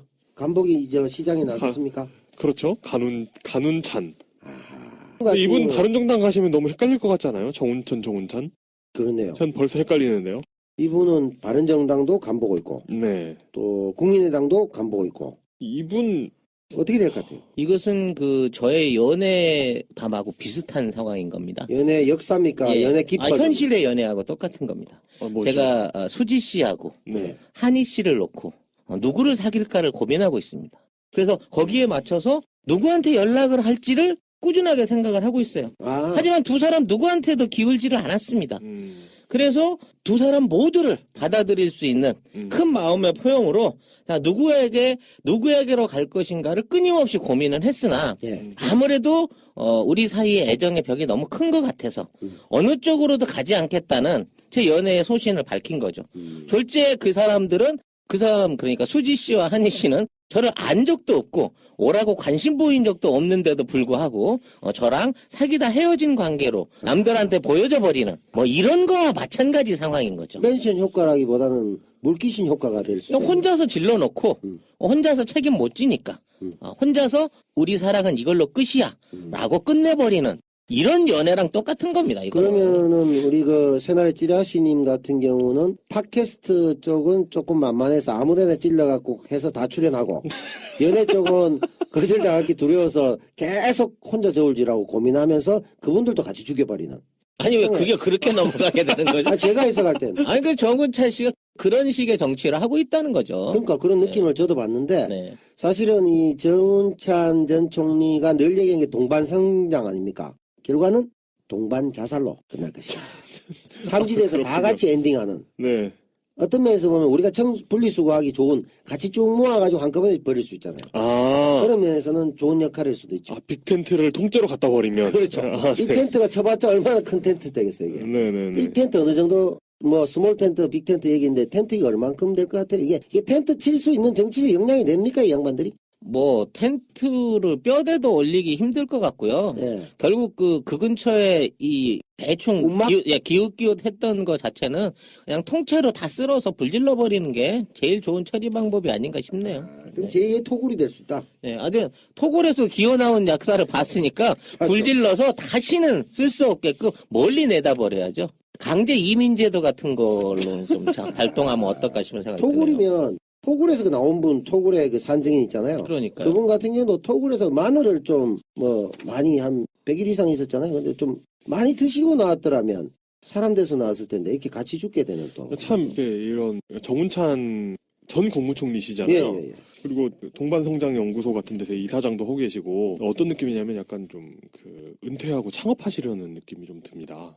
은퇴하고 창업하고 싶은데. 그 약간 그런 느낌이잖아요. 이렇게 공무원 오래 하시다가 예. 창업하시려고 한다고 어른께서 네. 그러시면 왠지 막 마음이 불안하잖아요. 대부분 지금 자영업에 엄청나게 실패하고 있죠. 그렇죠. 그렇다. 이게 치킨집 할까 족발집 할까 뭐 이런 걸 고민해야 네. 되는데 이게 키스방 할까 성인오락실 할까 이런 고민을 하고 있으니까 내가 권하고 싶지가 않은 거야. 그러니까 마음복국수를 하라고 계속 날로 번창하잖아. 네. 그 자영업에 지금 엄청난 그리고 가계비 1300조 시대에 서민들이 계속 힘들어지고 있는데. 그렇죠.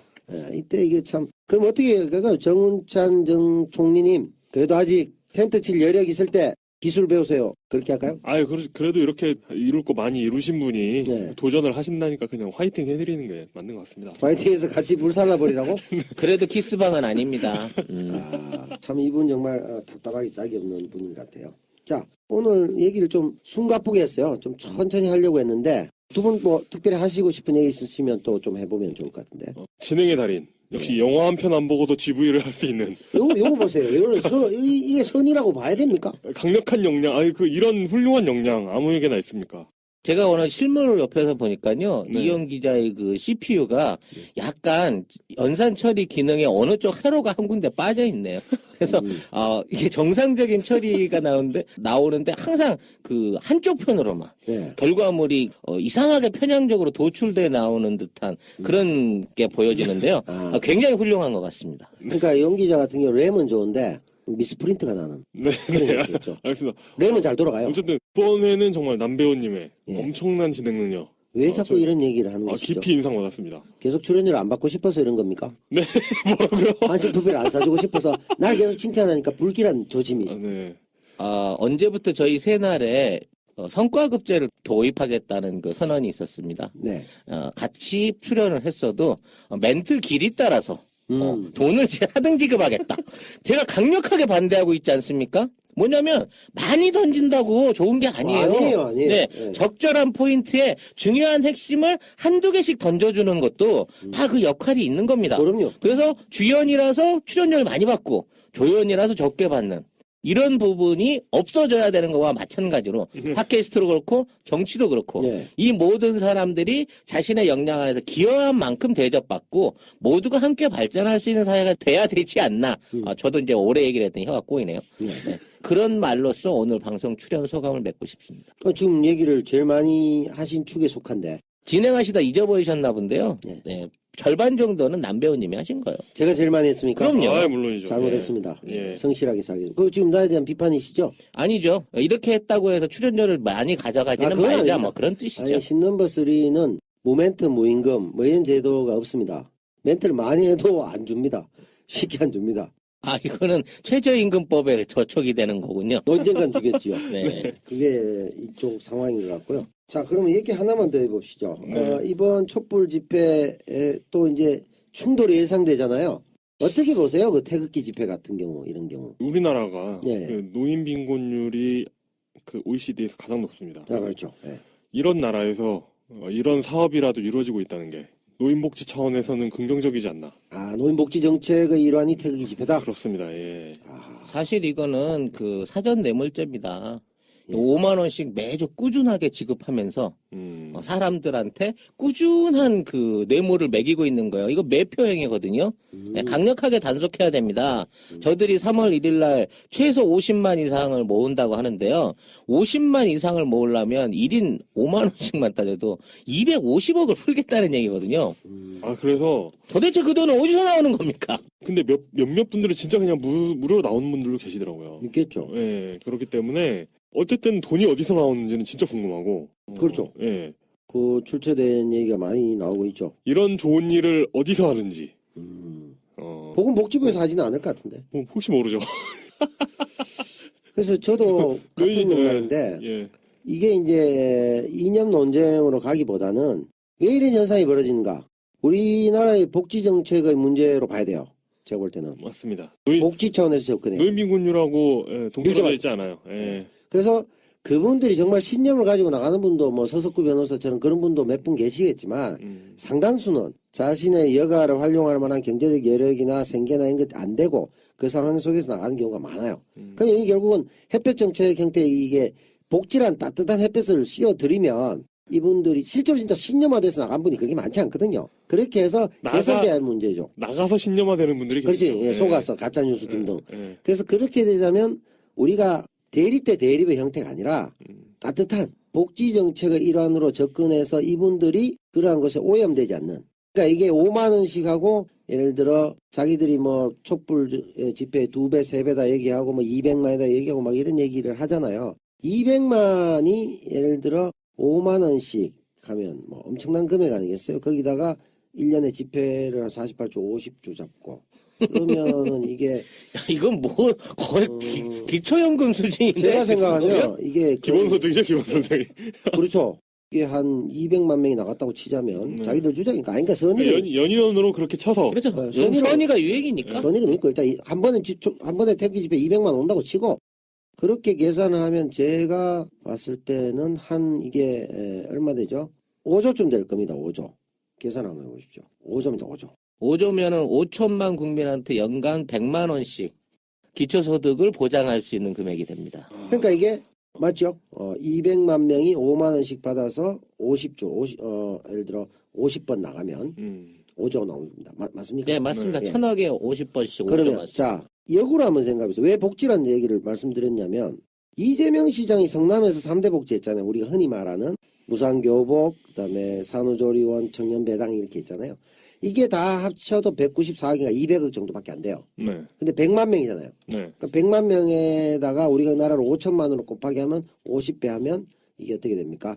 200억 정도니까 1조. 아, 이거 무슨 회계 프로그램이에요? 이게 1조 하면 돼, 1조. 예를 들어, 그러니까 성남시에서 지금 하고 있는 우리 대한민국에 그대로 적용해도 1조밖에 안 들어. 그렇잖아요. 그러면 이분들이 가져가고 있는, 예를 들어 이게 지불하고 있는 게 만약에 자기들 주장에 의하면 5조라면 1조만 해도 성남시의 3대 복지 정책을 대한민국에 다 할 수 있는데 이게 노인복지 쪽으로 간다면 또는 여기에 남아있는 돈을 태극기 집회에 가지 않고도 살려는 의지가 있고 살 수가 있는 분들에게 기초노령연금 등으로 해서 기본소득으로 맞춰준다면 훨씬 더 잘 살 수 있지 않을까. 그런 생각이 들 정도로 이 금액이 문제가 되는 거죠. 그러니까 200만 명이 5만 원씩. 약간 부러워하시는 것 같은데요. 그래서 실제로 이제 이런 것들을 제가 이제 이 얘기 왜 드리냐면 복지 차원에서 우리가 좀 접근을 해야 되겠다. 아, 맞습니다. 예. 그러니까 실제로 좋은 의미에서 폐지를 죽거나 힘들게 사시는 분들도 많잖아요. 그 촛불 집회, 태극기 집회도 저 그런 목적으로 가는 분도 많이 있고 왜냐하면 예전에 어버이연합 같은 경우에 실제로 그런 차원에서 오는 분들이 많이 있어요. 한 달에 그렇게 하면 50만 원 모으고 이렇게 얘기가 인터뷰가 있거든요. 네. 그런 것들은 진짜 우리 사회가 경제력이 되니까 복지 차원에 접근해서 어르신들이 좀 더 행복한 노후를 거기 와서 막 악을 쓰고 그게 참 본인한테도 좋지 않잖아요. 안타까운 생각이 좀 많이 들었다. 제가 이 계산은 지금 정확한지 모르겠습니다만 두 분 다시 한번 해보시고 편집 과정에서 계산이 틀린다면 빼주시기 바랍니다. 자, 이게 뭐야 이게 중간에서 두 판은 우리한테 다 돌리고 틀렸으면 빼. 아 정말 능숙한 진행입니다. 네. 아니, 이제 이게 이제 숫자를 빼라는 의미도 있지만 분리하면 내가 빠져나가겠다는 의지도 있겠죠. 네. 예, 저를 그 진행꾸라지로 보지 마십시오. 법꾸라지도 아니고. 자, 마지막으로 1부 마칠 시간 다 됐습니다. 자, 오늘 처음으로 토미자 마지막이 될 수도 있고. 거의 마지막이라고 봐야죠. 아, 그렇습니까? 네. 굉장히 단언적으로. 아까 특검 위원장은 물건 나갔죠. 우병우는 안 되죠. 뭐 바로 이렇게 얘기하시는데. 네. 자, 오늘 소감 한번 신넘버 3에 대한 소회 한번 들어보겠습니다. 네, 하여튼 이렇게 재미없는 코미디 프로에 출연하게 돼서 엄청나게 감사드리고 싶어요. 재미없다면서 본인 왜 웃습니까? 아니 옆에서 이 기자가 웃길래 그래도 속은 있구나 싶어서 같이 웃었습니다. 하여튼 굉장히 보람 있는 시간이었고요. 그 신넘버 3의 매력을 이해할 수 있는 부분이 있네요. 왜냐하면 굉장히 이제 그 어려울 수 있는 정치를 이렇게 쉽게 수사적인 언어 없이 진짜 편하게 이웃 친구들과 술 한잔 먹고 하는 얘기처럼 던질 수 있는 방송이 있다는 게 너무 좋고요. 뭐 대본도 제대로 없고 사전 협의도 없이 방송 5분 시작 전에 만나가지고 이렇게 긴 시간을 거의 애드립으로 풀어내는 두 분의 내공에 정말 깊은 감명을 받았습니다. 좋은 말씀 감사합니다. 선임마저 느껴지지 않네요. 예, 선입니다. 알겠습니다. 자, 그래서 이제 쩐당이라고 프로를 하고 있습니다. 네. 이번에 보니까 신넘버 폰대 2명이 나왔어요. 제목을 바뀌었죠. 쩐당. 네. 그래서 거기 보니까 이번에 재심 영화의 감독님이 오셔가지고 얘기를 하시더라고. 지금 흥행 1위잖아요. 네. 그 다음 편을 뭐 저하고 하겠다 해서 내일 가는데 그 쩐당에는 감독님이 누구시죠? 김태훈 감독으로 알고 있는데 그분 아니에요? 예. 예전에 그거. 또 하나의 약속 네네네. 하셨고 뭐 많은 작품 잔혹한 출근해서 잔혹한 스코어 받으시고 네. 고생하셨다는 요 얘기는 좀 아껴둬야 됩니다. 왜냐면 제가 네. 거기 가서 해야 되기 때문에. 네네네. 그래서- 그분 저 기억하시나요? 김태형 감독님. 아, 그런가요? 네. 이용을 뵙지요. 기억하라. 예, 언제 한번 뵙지요. 예. 이렇게 다 인연이 되는군요. 그래서 거기에는 제가 십시일반 차원에서 이제 내일 출연을 해야 되고요. 그런 케이스가 있는데, 이거 지금, 민주종편이라고 프로그램 있지 않습니까? 거기, 그 다음에 정의당에서도 신규 프로그램 하려고 했었거든요. 둘 다 자기들이 요청했습니다. 네. 네, 자기들이 갑자기 뭐 안 한다고 그러더라고. 이게 불렀다가 예. 한번 불러봤는데 넙죽하신다고 그러니까 됐어요. 그리고 거절하시. 아니, 불러온 게 아니라 둘 다 신규 프로그램을 만들겠다고. 네. 제가 뭐 진행을 하거나 이런 형태로. 그래서 저 같은 경우는 부르고 안 되는 이런 케이스고. 우리 찌라시님 같은 경우에는 제가 간다고 부르지도 않았는데- 간다고 해서 네. 간다고 했는데 거절된 것도 아니고 또 가서 하고. 가서 또 하고. 네, 굉장히 그 팟캐스트계에 지각 변동이 심한 것 같은데 팟캐스트계에 메뚜기로 네. 잘 지내시고 계시고. 네. 저는 뭐 이상한 자기들이 하지 않고 자기들이 다시 예를 들면 정의당 같으면 대선 후보가 결정났기 때문에 대선 후보 홍보에 집중하기로 했다.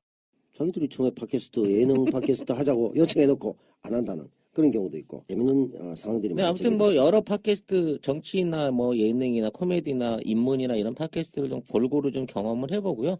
또 거기에 맞춘 또 새로운 팟캐스트 한번 기획을 해볼까 하는 차원에서 좋은 경험 쌓는다 생각하고 많이 돌아다니고 있습니다. 오늘 여기에서도 두 분의 아우라를 많이 받고 에너지를 받아서 좋은 경험하고 가기를 기대하고 왔습니다. 알겠습니다. 예.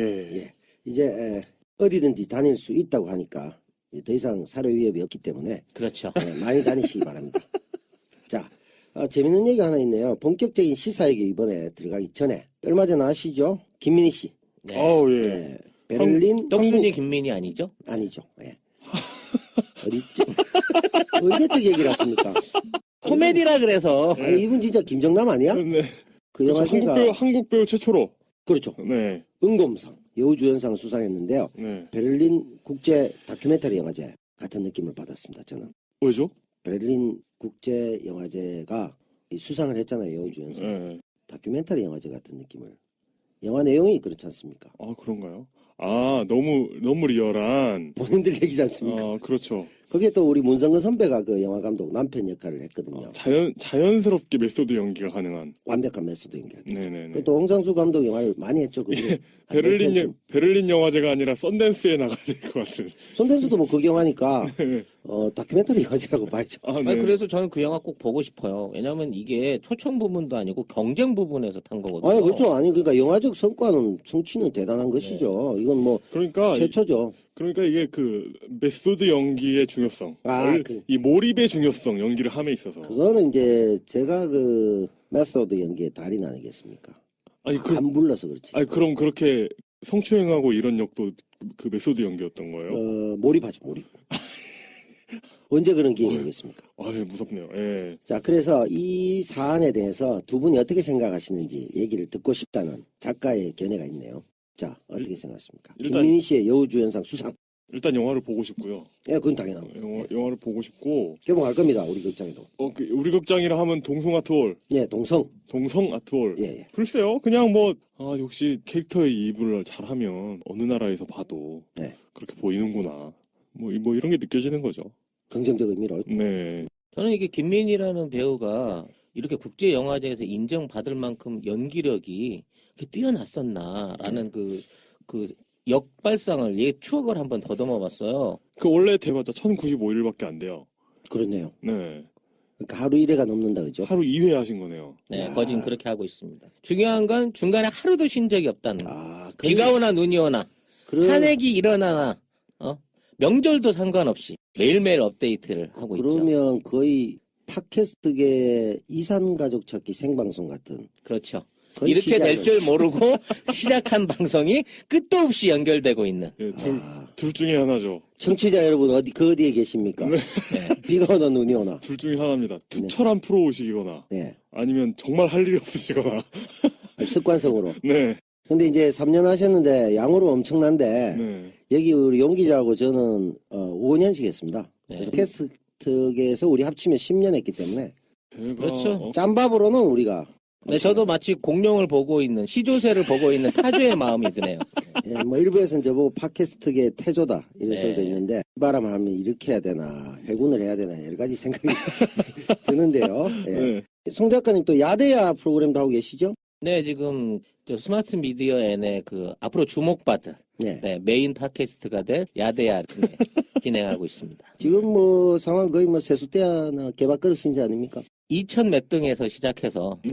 170위까지는 끌어올렸습니다. 2000 몇 등도 기록이 됩니까? 네, 뒤져보면 나오죠. 성의만 가지면 찾을 수 있어요. 예전에 1000위까지 있었네. 스크롤이라는 굉장히 훌륭한 발명품이 있기 때문에. 이제는 2000위까지도 스코어가 나와요? 그럼요, 뭐 9000 몇 위까지도 다 나오구나. 다 나올 수 아, 있습니다. 이제 예. 팟캐스트가 아주 많더라고요. 알겠습니다. 그러면 팟캐스트계 찌라시라고 불러야 되나요? 송 작가라고 불러야 되나요? 뭐 아무렇게나 부르셔도 됩니다. 알겠습니다. 찌라시즘의 창시자. 네, 네. 예, 시잘데기 없는 얘기를 많이 하신다는. 네. 예. 그 안에 항상 늘 듣고 싶어하는 핵심적인 정보가 있죠. 쫄깃한 게 있죠. 예, 쫄깃한 게 있어요. 찌라시의 특징이죠. 네. 짜릿하고. 예. 이렇게 능숙하게 진행을 하시나요? 원래 제가 진행을 많이 했어요. MC를 많이 했고 그렇구나. 원래 잘하는데 약간의 편견과 네. 사람들의 선입견 네. 이걸 가지고 오해를 하시는 분들이 있는데 어, 저번 방송 들었지 않습니까? 원래는 되게 이렇게 이 작가님이랑 네. 그 청파님 계실 때는 네. 되게 이렇게 막 구박받고 구박받고 말을 길게 해서 요거도 먹고 네 그런 캐릭터였는데 오늘 진행이 아주 깔끔하십니다. 일단 뭐 시작한 지 5분 됐는데 언제 또 갓길로 빠질지 압니까? 기다려봐야지. 제가 실개천이기 때문에 네. 갓길로 가는 경향이 있습니다만 제가 항상 그 남배우님 욕을 하려고 대기를 하고 있기 때문에 네 알고 있습니다. 이거 틈새를 파고들 새가 없는 완벽한 진행. 괜찮습니다. 굉장히 인상적입니다. 예. 요건 이제 익숙합니다. 뺐다고 들은 것도 아니고 5년간 먹었는데 충분합니다. 네. 자, 우리 송 작가님 마침 그 얘기를 하셨는데 외모를 보면은 저번 시간에 우리가 소개를 했거든요. 김정남의 거의 도플갱어다.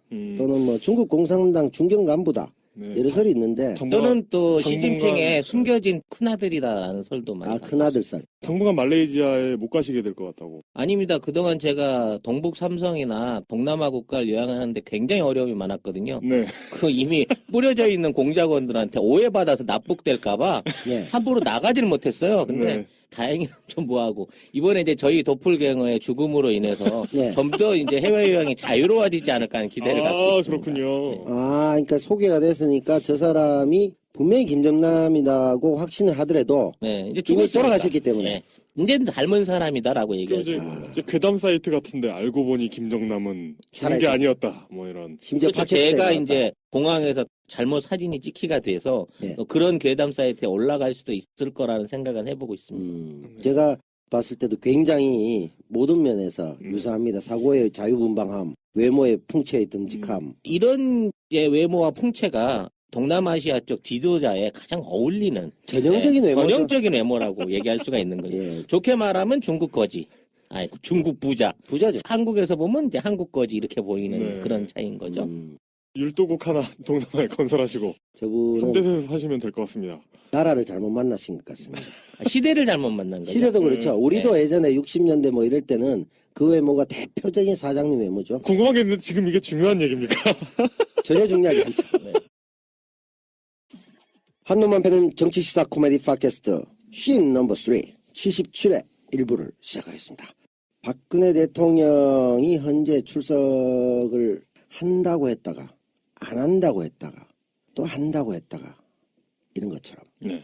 우리 신 넘버 3 2주간 쉬겠다는 터무니없는 발언을 이번에 했다가 제가 얘기했지 않습니까? 안 쉰다고. 예.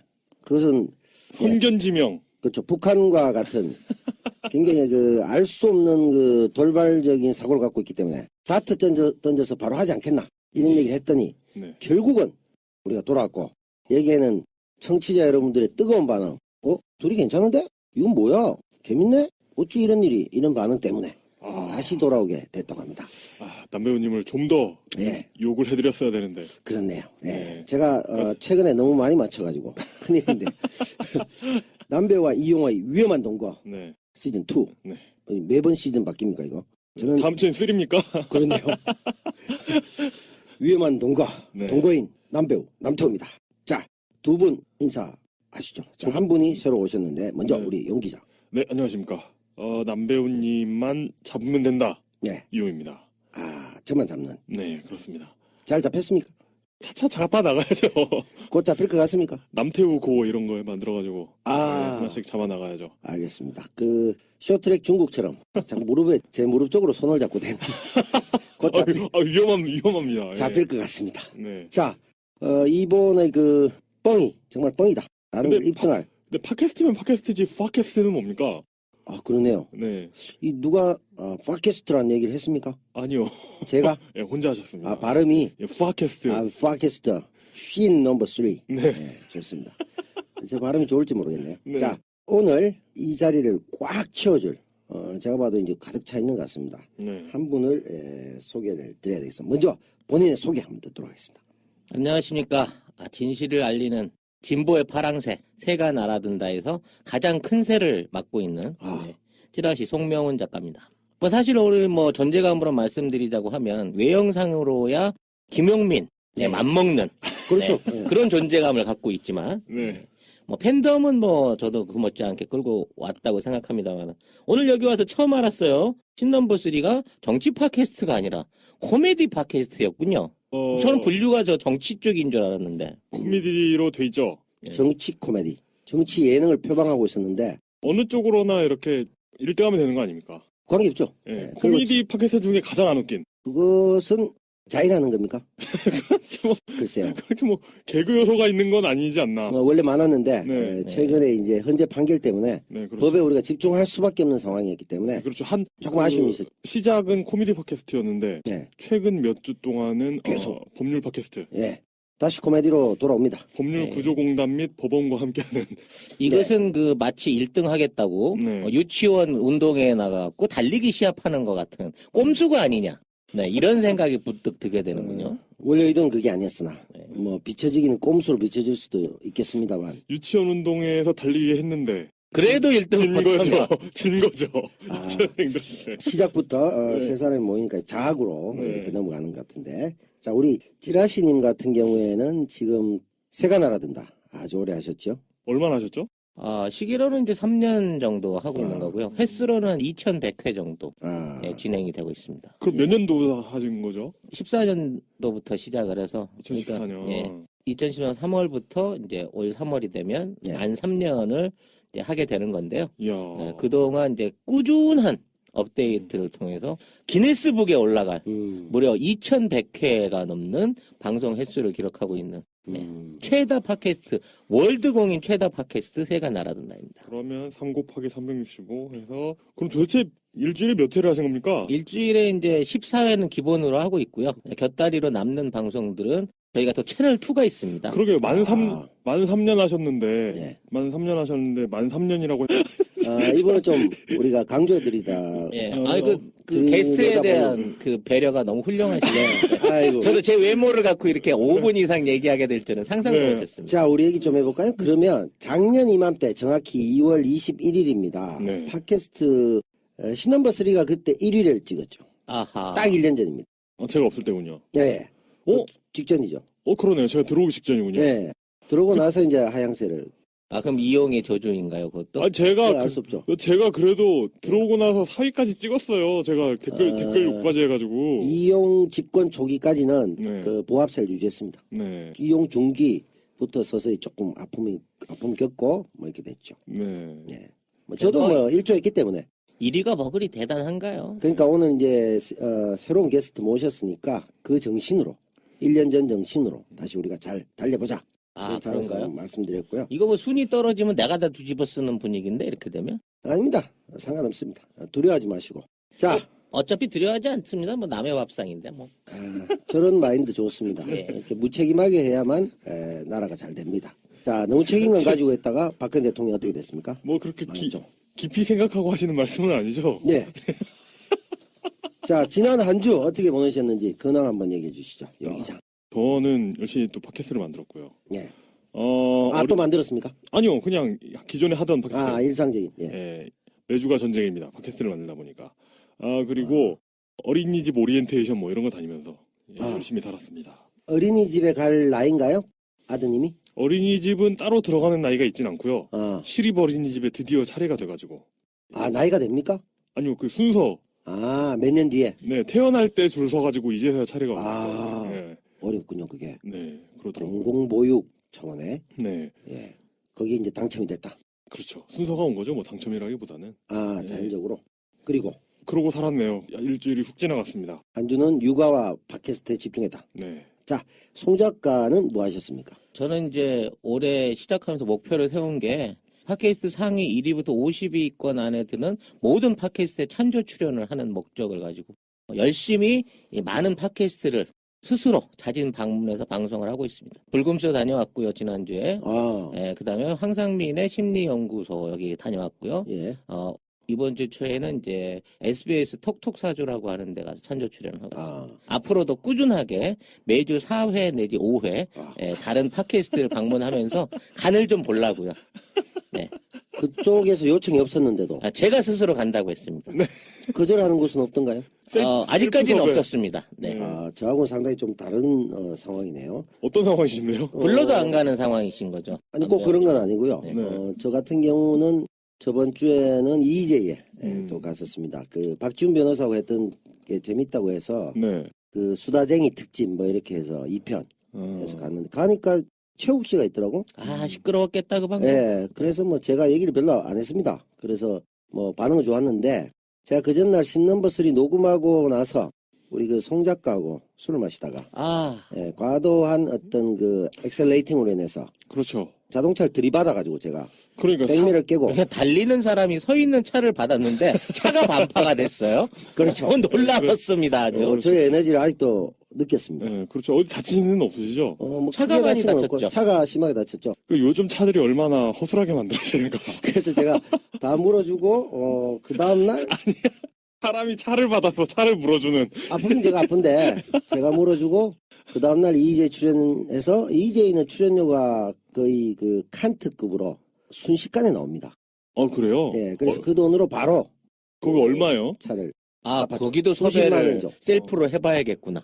거기는 그 거절을 잘 하실 것 같은데. 네. 그래서 거기를 한번 갖는 게 있는데 내일은 제가 또 이번에 EJ 같은 경우는 종방을 한 주 남았거든요. 그래서 이제 거의 마지막에 최다 출연해죠. 제가 4번 대권 후보보다 많이 나갔습니다. 대단하십니다. 했는데 내일은 제가 십시일반 차원에서 신넘버 4 거기도 지금 이제 2명이 남았거든요.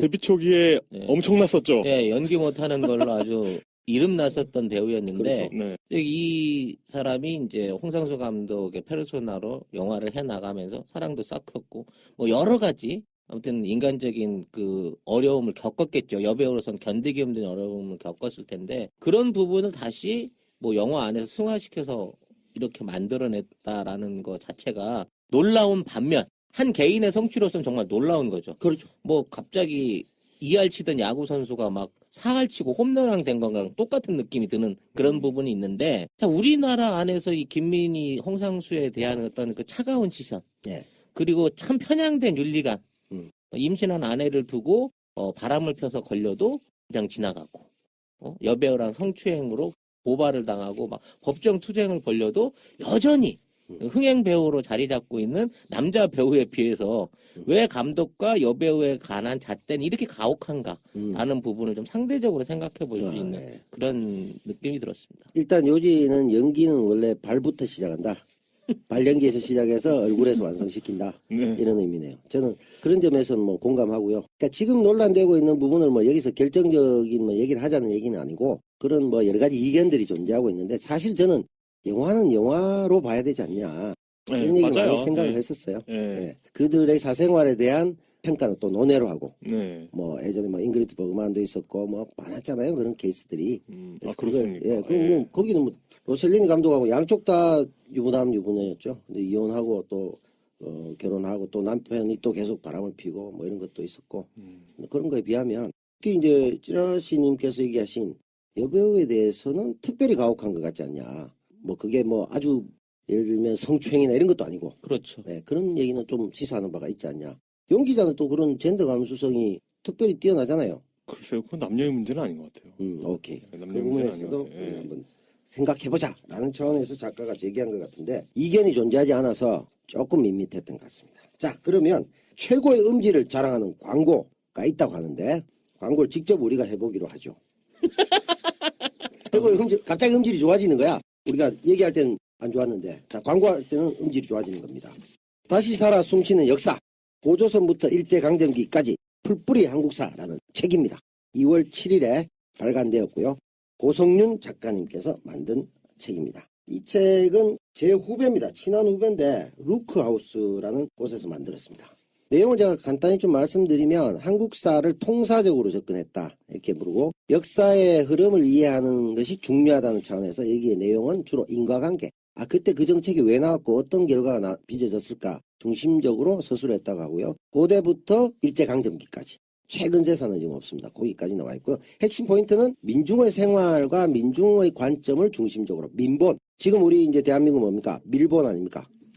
밀본이 아니라 민본의 관점에서 또 촛불 전국에서 우리가 시사하는 바가 큰 책이 아닌가 생각이 듭니다. 자, 이 책 어떻게 보셨습니까? 사실 그 녹음 시작하기 전에 좀 봤는데 네. 잘 쓴 교과서 느낌입니다. 잘 썼는데 좀 잘 쓴 교과서. F입니다. 저는 사실 교과서를 좋아해요. 역사나 교과서만 한 게 없죠. 깔끔하게 쓰여졌다. 깔끔하죠. 네. 그리고 몇몇 그 교과서에서는 나오지 않는 네. 몇몇 포인트, 그러니까 다 읽어보지 못했으니까요. 몇몇 포인트들을 보면 괜찮은 소설들이 많이 있습니다. 그래서 좋습니다. 저는 이거 역사 관련된 책이 교과서 같은데라는 건 저한테는 칭찬이고요. 그렇죠, 칭찬입니다. 거기에서 플러스 이제 좀 괜찮은 요소들이 보인다. 그렇습니다. 지금 굉장히 당황하고 있지 않습니까? 굉장히 이게 DNA 자체 광고에 대한 거부증이 좀 있어요. 한마디 덧붙이려고 했는데 다시 생각해보니까 욕이 될 수도 있을 것 같아서. 그러니까 마치 이제 용기자는 지금 이 광고에 대해서 굉장히 선의로 했어. 결과는 스텝이 꼬이면서 사과를 할 수밖에 없는 이런 상황. 안희정 지사 같은 그런 상황이 계속 되고 있다. 이렇게 볼 수가 있고요. 풀뿌리 한국사. 자, 이 책 어떻게 보셨습니까? 우리 그 작가님이시자 또 찌라시계의 거성 아닙니까? 저도 사실은 이제 등단을 한 작가고 그렇죠. 제가 원래 동화 작가 아니겠습니까? 근데 이제 역사책을 볼 때 우리 흔히 위인전 느낌이 들면 그거는